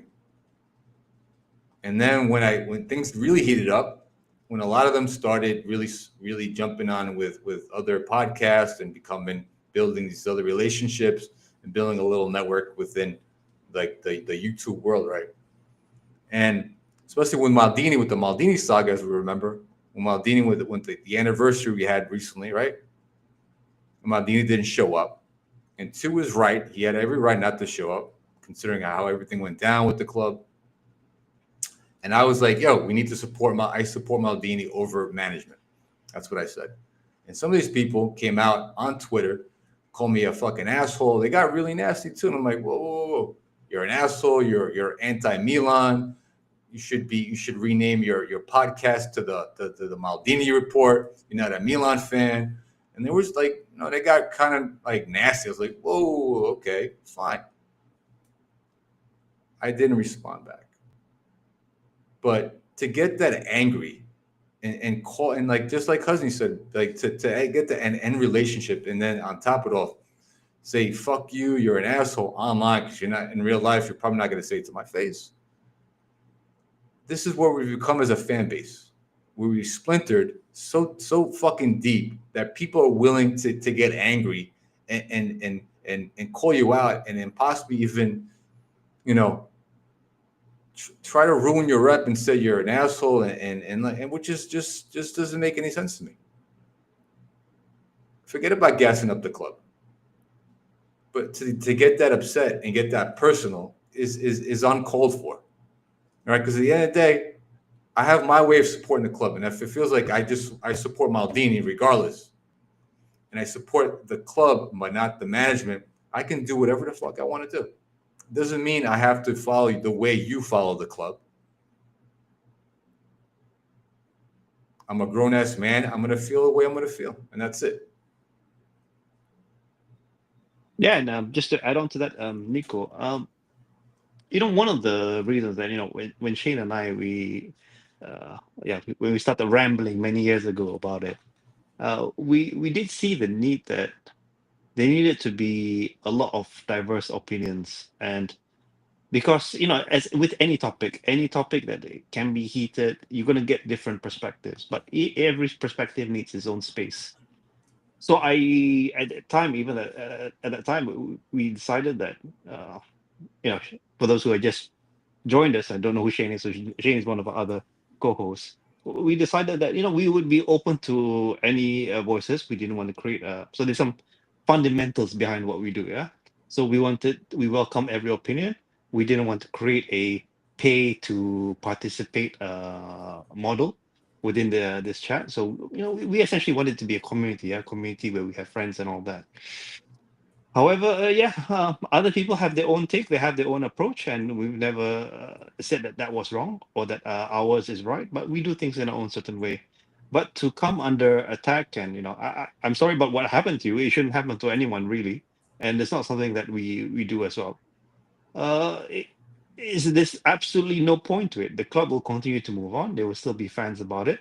And I also don't see why there needs to exist a certain category of fan, meaning that there are some fans that are higher in some mythical hierarchy than other fans. So I didn't know that this existed.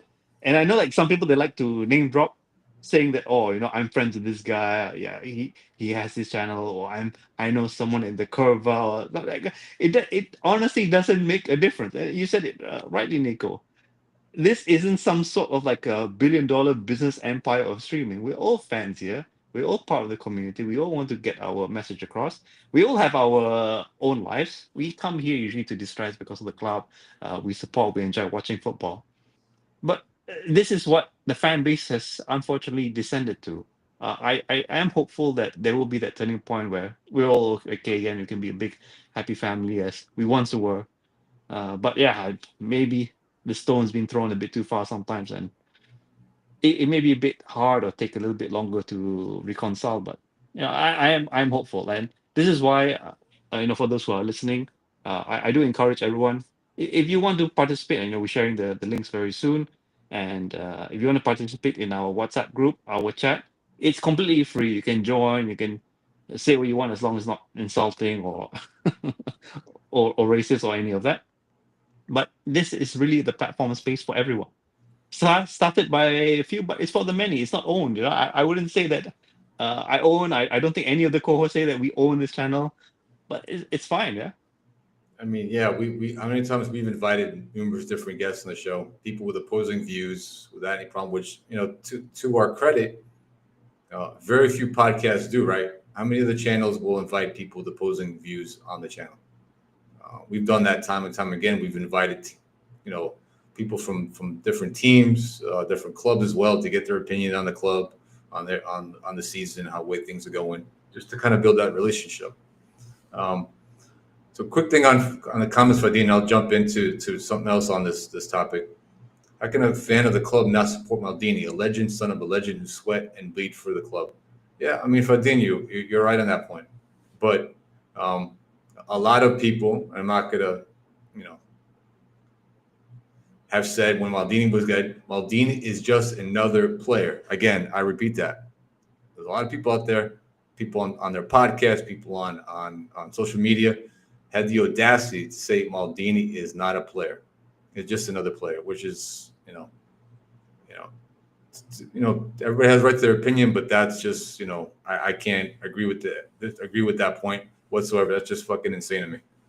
And it's disappointing because Maldini, was a Milanista, he played for the team how many fucking years, how many champions he won, how many times did he came back and he helped us win a Scudetto. He was a big part of that. And to have the fucking balls to say, oh, he's just another player, and it's cool that he got canned the way he got treated from management, from some of the fan base. It's like, come on, honestly. But it's not that. What I've observed, Nicko, I think they're using the Maldini thing as another avenue to attack other fans. Yeah, exactly. Is that you've taken a position that's against the club, that what the club decided, and just adds more credence to the fact that you're the enemy. I don't get that level of thought, and I don't think like that. But maybe some people do. Maybe they really want to hate on someone. They're frustrated about the club. They want to hate on someone, and they find targets. People who disagree, people who support Maldini. Yeah, there's people out there. They're very toxic. They like getting argument, being that maybe they're, who the fuck? Maybe their lives are not going great. Maybe they find that they're trying to, direct their fucking anger at their own fucking personal issues to other fans, which is a lot easier than taking it out to your wife, because that has some serious consequences, or your loved ones. So they direct it towards other fans. Which is fucking sad. It's immature, and it's like, grow the fuck up. All right. Before we I want to address this point by Nathan about this Krunic Calabria thing, and I'm going to throw Lucas Bilia, and I'm about to throw Musa on this. If you guys are supporter of these guys, maybe I'm going to take my words back a bit. I'm going to kick you out from the WhatsApp group. You heard that? I wasn't just joking. He's going to start kicking people out of the chat today. Lucas Bilia. If anyone's a supporter of this guy, I honestly don't know what's wrong with you. The guy is absolute trash, by the way, and I'm glad he's gone. Yeah, same here. All right, so this may not be a big deal. Maybe I want to hear your experience on this as well, Husni. Before we get into we share the link and get people on board, and if anyone wants to join the chat real quick before we close the shop up. North American clubs, and we'll get into maybe the clubs over there in Asia and in Malaysia and things like that. So what I've seen recently, and I follow them, like the big clubs, New York City club, Philly, Boston, Montreal. There's a bunch of other big clubs in North America, and they have a lot of influence. They have really good relationship with management, because they're bringing players over. They work with them on different organizations, different fucking things throughout the season.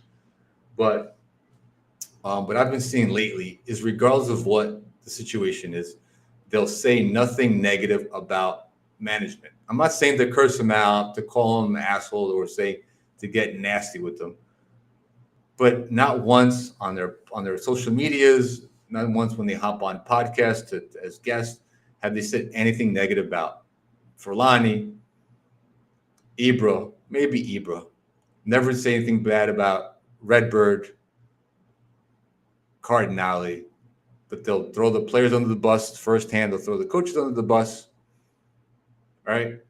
And then they'll have the audacity to say, well, we got to support the club no matter what, just like we talked about a minute ago.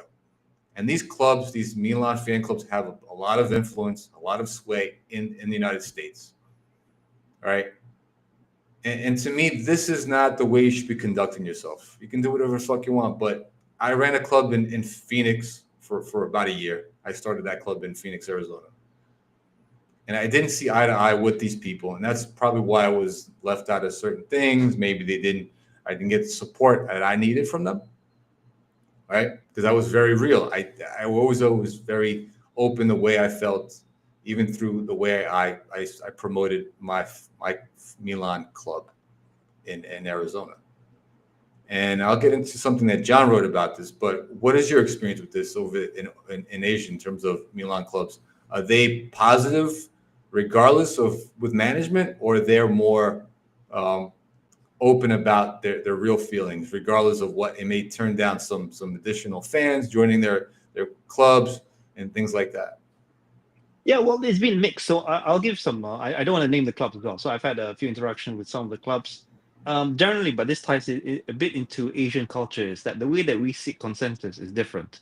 So I understand that maybe in North America that you tend to be a bit more outspoken, but in Asia we tend to, gather support before we voice a strong opinion. So we build that consensus. But while gathering the support, we tend to be a bit more quiet, which can be misinterpreted as agreement by through silence. But the rumblings of discontent or unhappiness with how things are run will be there. But that, as you mentioned, and I think this happens to other clubs as well. There is that sense of some clubs. I don't know why. I honestly don't know why they have a mindset of elitism, meaning that, I'm in this club. I don't know what, president of this club. Everyone has to like bow down to me. I speak for the people in that way, which Yeah. I feel is a bit strange considering that you are, so, I don't even know as a management, but you are somewhat of a committee member of a fan club that maybe the club doesn't even know who you are, to be honest. So there is that, and the way they do it is that they control membership. So only if you agree, then you can become a member. So that happens as well. But on the largely, if you're in a WhatsApp group that's not filtered or controlled, you would tend to see a lot of honest opinions about what's going on. But the way that we do it here in Asia is that, through the consensus building, build that consensus support, then only then voice out. But other than that, we turn to humor quite a bit. We make fun of the management. I think a lot of the stickers. So I'm grateful for the Indonesian Milan group that they're very creative with the stickers about what's going on with the club. So those are things that we get produced. I don't send all the stickers to our little WhatsApp group because there's a bit of Indonesian there, which might be a bit difficult to translate for you. But that's generally how they do it.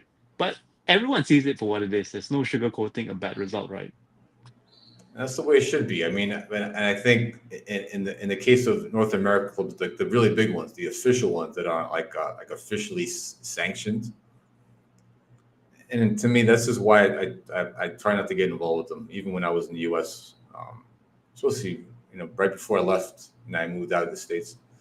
Is the fact that I think to a certain degree they don't want to piss off management because they feel like, well, if we talk bad about them and be realistic and be honest about what we feel about them, and stop supporting this project, that certain things are going to be taken away from us, certain access. We may not get certain players to come visit us when they come visit the States.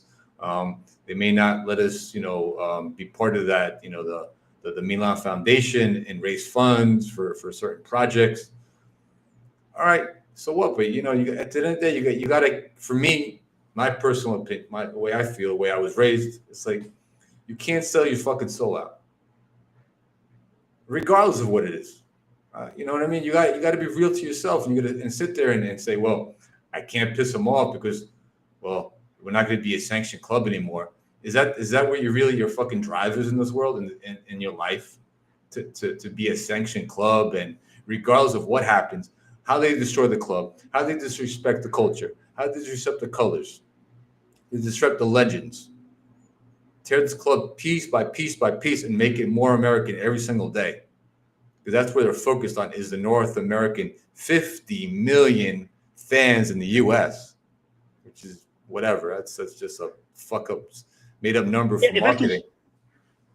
If I can share something real quick, Nicko. One of the reasons why Shane and I we started talking about it openly through YouTube and all that is that I've always had, and both Shane and I always had this idea that there would be those very isolated fans that support AC Milan, don't know anyone else who supports them, but they do. They're alone. We never wanted it to become to a situation where that fan loses support for the club because there was no one to support him. There's no one for him to talk about the club. There's no community for him to voice his dissatisfaction. So we wanted to be that that community, and this is why we built this this channel, with everyone else within the community. So we wanted to connect those fans, and if you do it in that way, I think you don't need to be so dependent on what the greater Milan organization is able to provide for you, because as you said before, you're supporting it in your own way and the way that you know it best. It doesn't need to be with money, with meeting players and all that. I mean, I did it. Yeah, if you can wait at the hotel for like an hour, the player will come down. Some of them are nice. You'll take photos, fine. Yeah, I don't know what more they can offer to you. They're not gonna invite you to hang out on their yacht, I think. But I doubt that. yeah.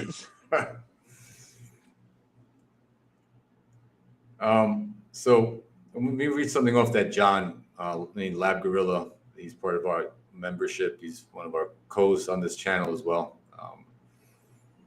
So he put out a really good thing. He's lately he's been very upset with things the way going. He's and I get it. So he put out a really good post yesterday. He shared with it in the channel within the WhatsApp group. So Italian fan base in the fatherland are not fooling themselves. Fan bases elsewhere appear not to understand how serious the situation is and want to talk about 8 finals, talking about the 8 final games that we have. The club is leaking info. There's no attention to anything that will move the needle at all. I wish you all could understand Morelli. He explains it perfectly. The ownership removed. Sorry, my mistake. John said no audio, but yeah, now it says okay. Sorry, continue. The club is leaking info. There's no intention of doing anything that will move the needle at all. I wish you all could understand Morelli. He explains it perfectly. The ownership removed the technical and sporting director and then thought they could run it all in-house and proceeded to lay waste to the club. The fact that 2 years later, we're here talking about fucking what is his name? Paratishia. When we never an actual target, but a leak by the club to waste time is nothing short of criminal. Clubs should be organizing protests, go on social media, and hammer AC Milan's ownership and management. Imagine if Kush's skills were used to take the piss out of Moncada, for example. Oh, I forgot. He's no fan. I'm tired as fuck this week. But I've come to realize that the very marketing Cardinal is targeting is for the most part actually sustaining and supporting this ownership. So in that last, he's talking about, again, the marketing is targeting the U.S. fan base, the U.S. Milan clubs, all right, ones that, are behind the club regardless. So and this is my feelings too. And I know, like I said, it's going to touch some people are going to find this very, very sensitive. They're going to get maybe a little upset about this, especially people that I know that are, fans. They're actually part of some of these fan bases, these fan clubs in the U.S. But it is what it is, reality. I mean, like we just talked about with Husni. And me personally, I want you to be real. Be real, be upfront, and say, yeah, and you do have a fucking responsibility. You have so many followers. You gather so many people at your club, 100 people at these bars, and selling merch and promoting the club and gaining more fans, right? it might be 2-3 fans a year that you're gaining to your club towards supporting Milan. You're steering these kids, these young people, these new fans down the wrong fucking path and saying what's going on, it's okay right now. Instead of teaching them, hey, this is what we used to be. This is where we want to be back. But instead, you're saying, this is okay. Take it. Accept it. And this creates another generation of fans that are okay with being mediocre, with being 8th place, and just buying players, random fucking players, mercenary players, or one player from the U.S. and saying, hey, we got the U.S. player of the year, the national team, the captain.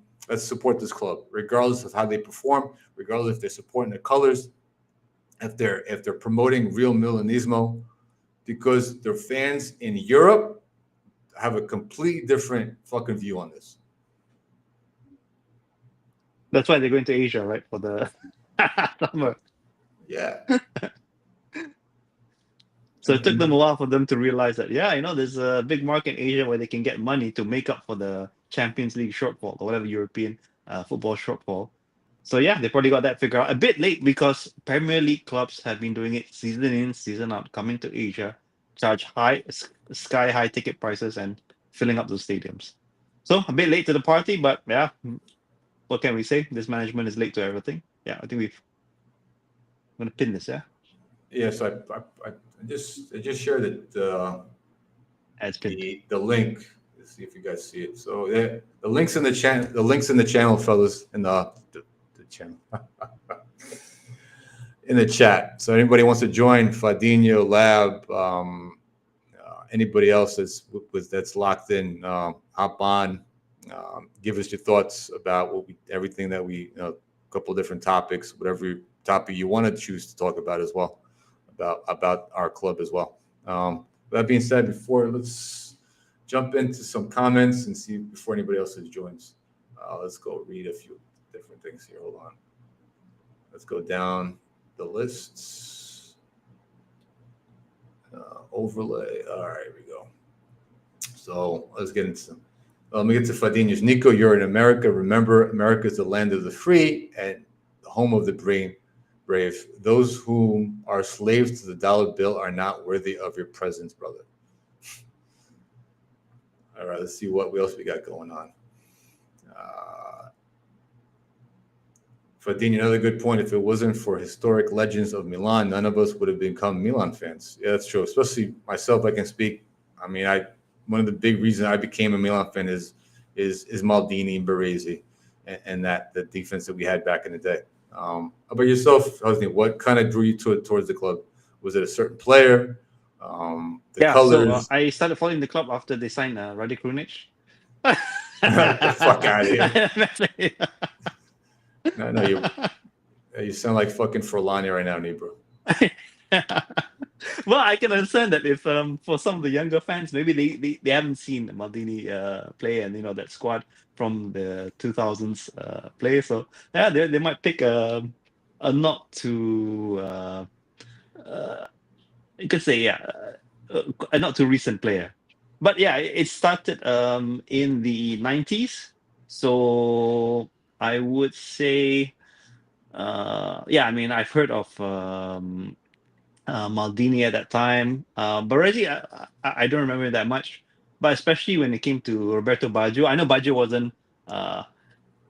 He was a big name in Italy at that time when I was growing up, but he wasn't the player for Milan. But the hype around the club at that time really got me interested. Awesome. Okay, is anyone joining us in the chat? Don't be shy, guys. Now's the time. Speak your piece. Yeah, I mean, Fadin, you got a lot to say, man. So, Granati, let's see what Granati said. Whenever they buy another attacker, it would not make better because of the lack of football knowledge. Till now, they are unable to get that person who takes the sporting director position. Yeah, like I said, all yes men, regardless. Fellas, before we close up shop in a few minutes here. I just want to say a few things as well. Again, you can support this club any way you want. I personally don't. I respect different opinions, like Husni and I spoke about before. But personally, let's be real. Instead of keep trying to find ways to cope with the season and cope with what's happening with the club, with management, the real facts are that as long as Redbird, as long as Fiorentina has got more power, right? Nothing's going to change. If we win a Scudetto, it'll be by fucking luck, by the miracle of some fucking gods. We might have to sacrifice some chickens or something, I don't know, or some dark magic. I think somebody's joining. Let's see who it is. It's Lab. Oh, hey. All right. Yeah. What's up, Lab? Can you hear me okay? Loud Yeah, and we clear. can. Okay. Well, sorry, guys. I've been outside washing cars. That's what I've been doing.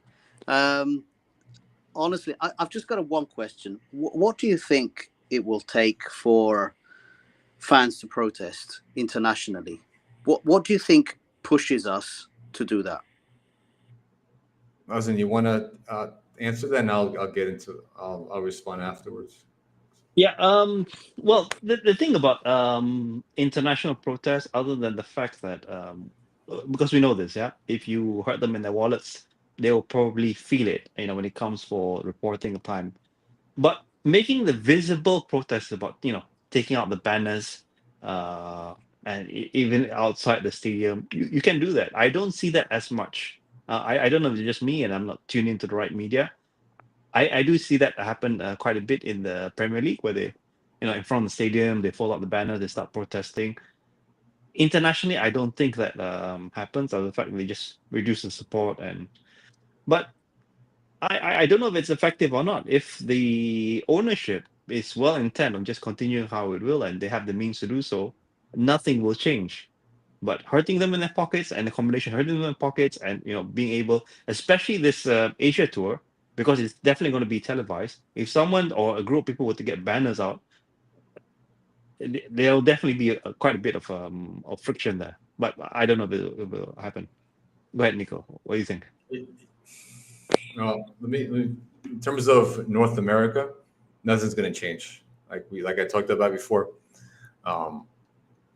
those major fans, the fan clubs that are very active in North America and have a ton of support, are going to continue to support. They can continue to host these events and spin positive news about the club, and they're not going to protest. They're not going to stop showing, and they're not going to unsubscribe from Paramount Plus, whatever other channels they got.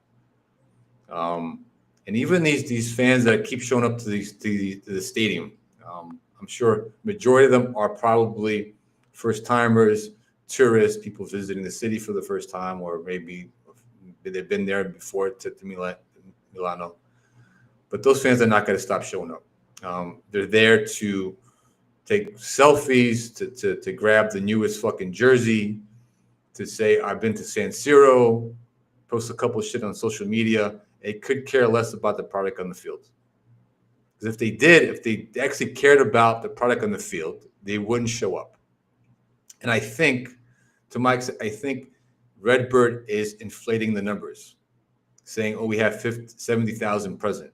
I think, because I could tell you from the North American sporting experience, just say like I know, for example, the New York Knicks, the NBA basketball team out of New York. They always say, even when the Knicks sucked, even when they were fucking one of the worst clubs in basketball for I don't know how many fucking years, and people were saying to the owners, sell the club, sell the club. He never sold the club either way, no matter how many protests were happening in New York. All right, so I don't think Jerry's going to sell either, unless he needs to. He's not going to sell because he's being pressured to, because he's got that American mentality. Those Knicks games, they always were inflating, saying, sold out stadium, meaning the tickets were already sold at the beginning of the season. Doesn't actually mean that the stadium itself is sold out in terms of fans. So I think that's what Redbird's doing in that extent, too. They're saying, we sold 80,000 tickets today, but actually only 50,000 people showed up.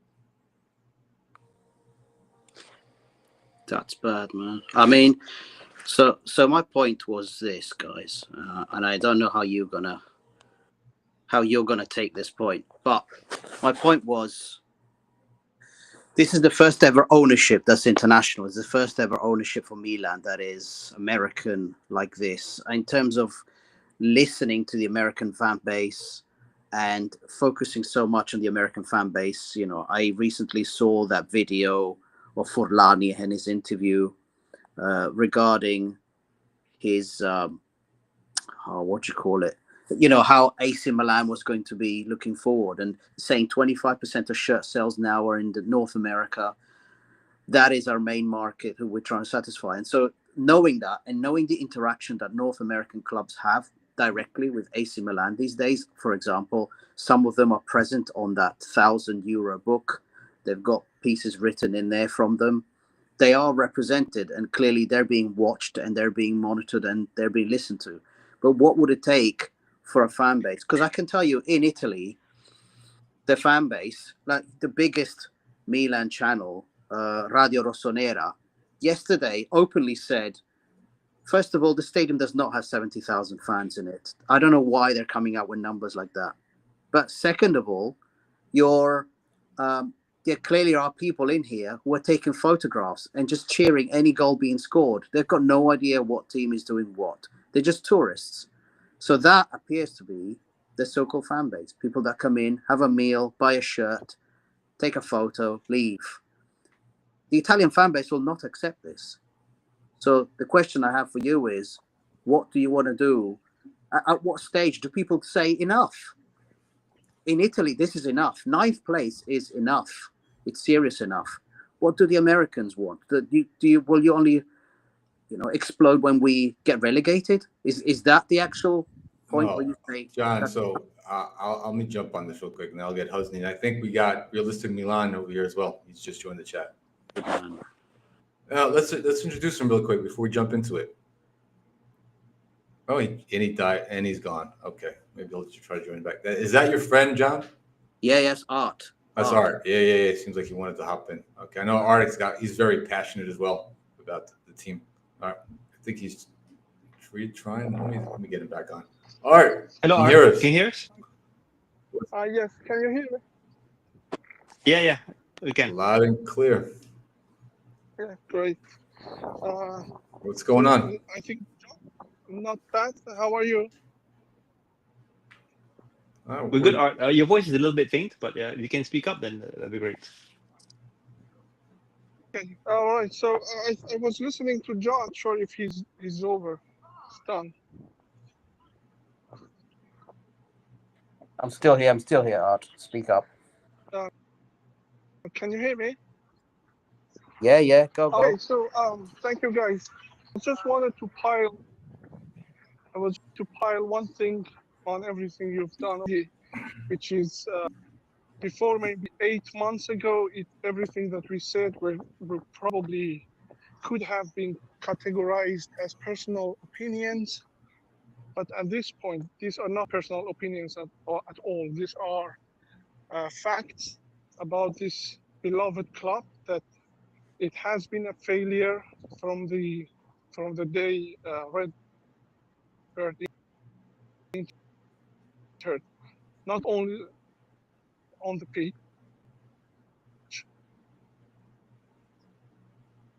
We know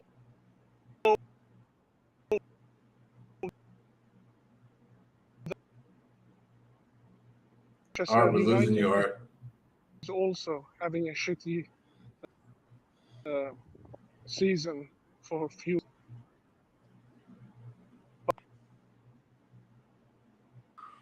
Oh dear. Yeah. Project. All right. I think not really. Thing is, I think he's saying quite an important. Look at them; they are planning to build the biggest stadium in Europe. For Milan, this is obviously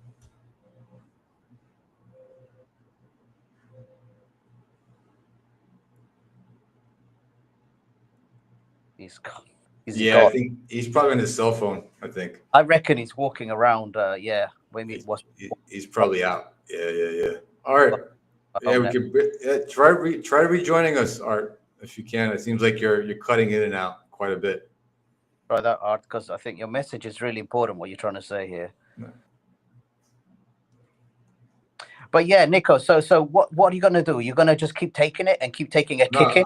I'm not going to take it. Listen, even though I was born in the States, my family's from Greece, so I kind of come back from that European background, right? My dad's uncles all were, fans of Greek teams, so I have that European mentality when it comes to rooting for my team. Oh, Nathan's here too. Got a full house. Hold on, dude. Nate, what's happening? Nathan, can you hear us? Yeah, I can hear y'all. What's up? What's Okay, good? great. Yeah, It's been a awesome. while, Nathan. I haven't spoken to you. On top of the things that you guys said, did y'all see that they released a new off-white? Oh, Oh, shut up. Oh no. we're in ninth place, and they still continue to focus on the finances of the club. And don't get me wrong, the cause is a good cause Yeah, for yeah, it sure. is. It's a Yeah. good cause, but off-white is expensive. That's So good who for us. can like we don't need to be focusing on things like this at the moment. If anything, there needs to be a GoFundMe for Milan at this point, not for other people. So like it's really crazy what's going on. And All right, then the fact, Nathan, yeah, Nathan, go ahead. Go ahead. mate. There's one. You're actually in the US, so please tell me, you've been watching.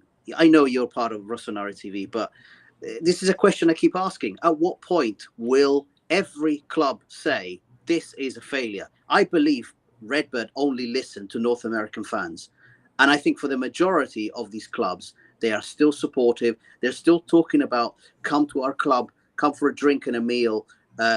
For the crucial games, they talk about it, which I mean, it's bullshit. So in Italy, this is see the image I've got here. That's the director of Radio Rossonera. Look at him. That's his face when he was listening to Conceicão's post game. That's what he did. So in Italy, this is a disaster. We all understand it's a disaster. But when is it going to be a disaster to North American fans? How can there be people right now, Nathan, that are saying, "I want to back this. I want to be positive"? Can you try and understand, or maybe tell me when a limit will be reached, or maybe those fans Um, will never reach? there it, it so for a lot of American fans, I'll say this and the reason why no one's going to unsubscribe from Paramount until Paramount came, watching Milan was impossible outside of pirating the streams online.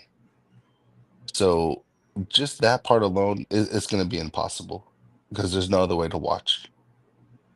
So for that aspect alone, e- uh I want to call them real fans and fake fans, but the actual loyal fans, we just got to deal with it, unfortunately.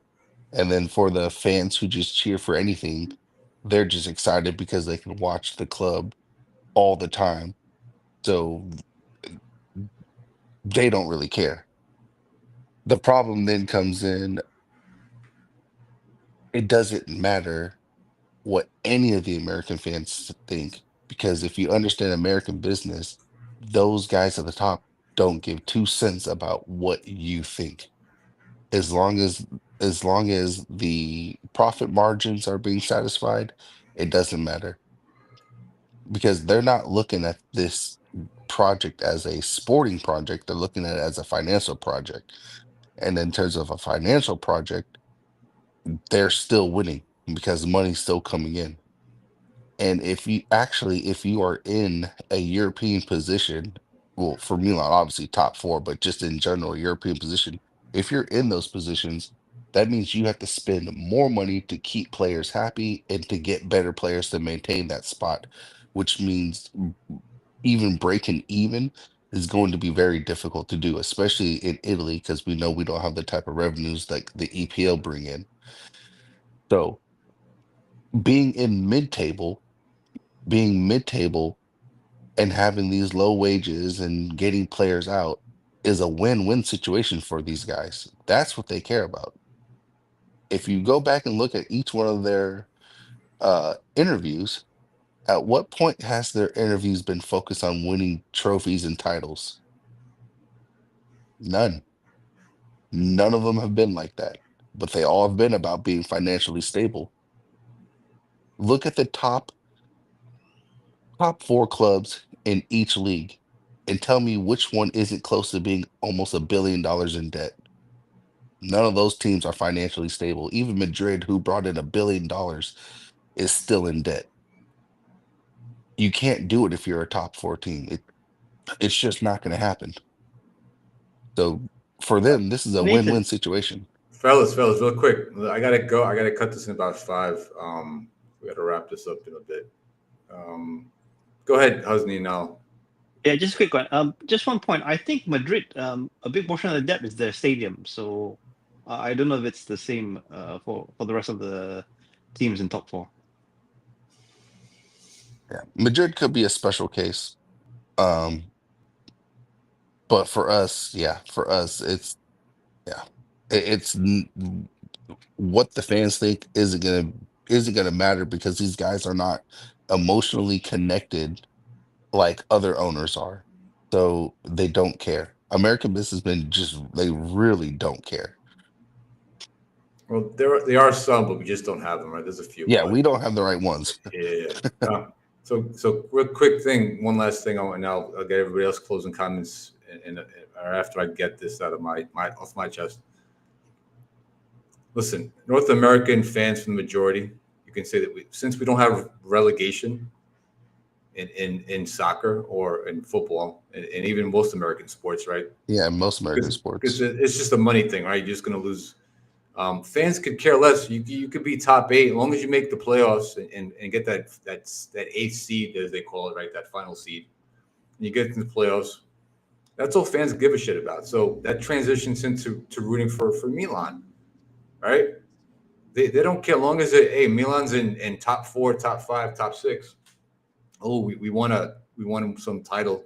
They don't know the significance of these titles. They don't know the differences between Copa and majority. Some do, some don't. They don't know the difference. They don't realize the significance of going to the Champions League and making deep runs. They could care less about the history, most of them.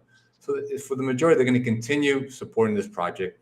They can continue going to the bars, filling the bars out, helping the bars pay for the subscription for Paramount and shit.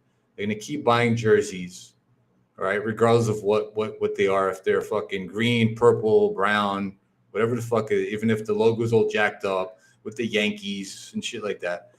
So it's not going to change. The only thing that's going to change is maybe if people in Italy, all right, the fans there are Milan fan clubs in Italy that are much more hardcore, start going to the training sessions, facilities, and start protesting in droves. Maybe then.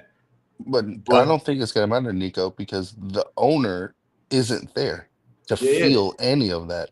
I get it. Yeah. So that's a good point as well. So that being said, before we cut this out in a minute or so, let me get your closing, any comments, anything. Husni, you go first. Nothing much from me, other than the fact that thanks to those who've been joining us in it's quite long stream that we've had today. Some new names as well. Sorry, there's quite a number of names that I can't mention everyone. So we have Grenardi, yourself, Nathan, Art was here, Fadino, realistic. That's it. Kiko Santos, not seeing your name involved, but thanks for joining us. So yeah, thanks to everyone. I'm sorry if I'm accidentally miss you out. It's not intentional. All right, John just dropped off. Nate, I know you joined late, but anything else you want to close out with? I guess Forza, super duper amazing, ultra fantastic. I can't believe this is our Milan. And everyone have a good weekend. All right.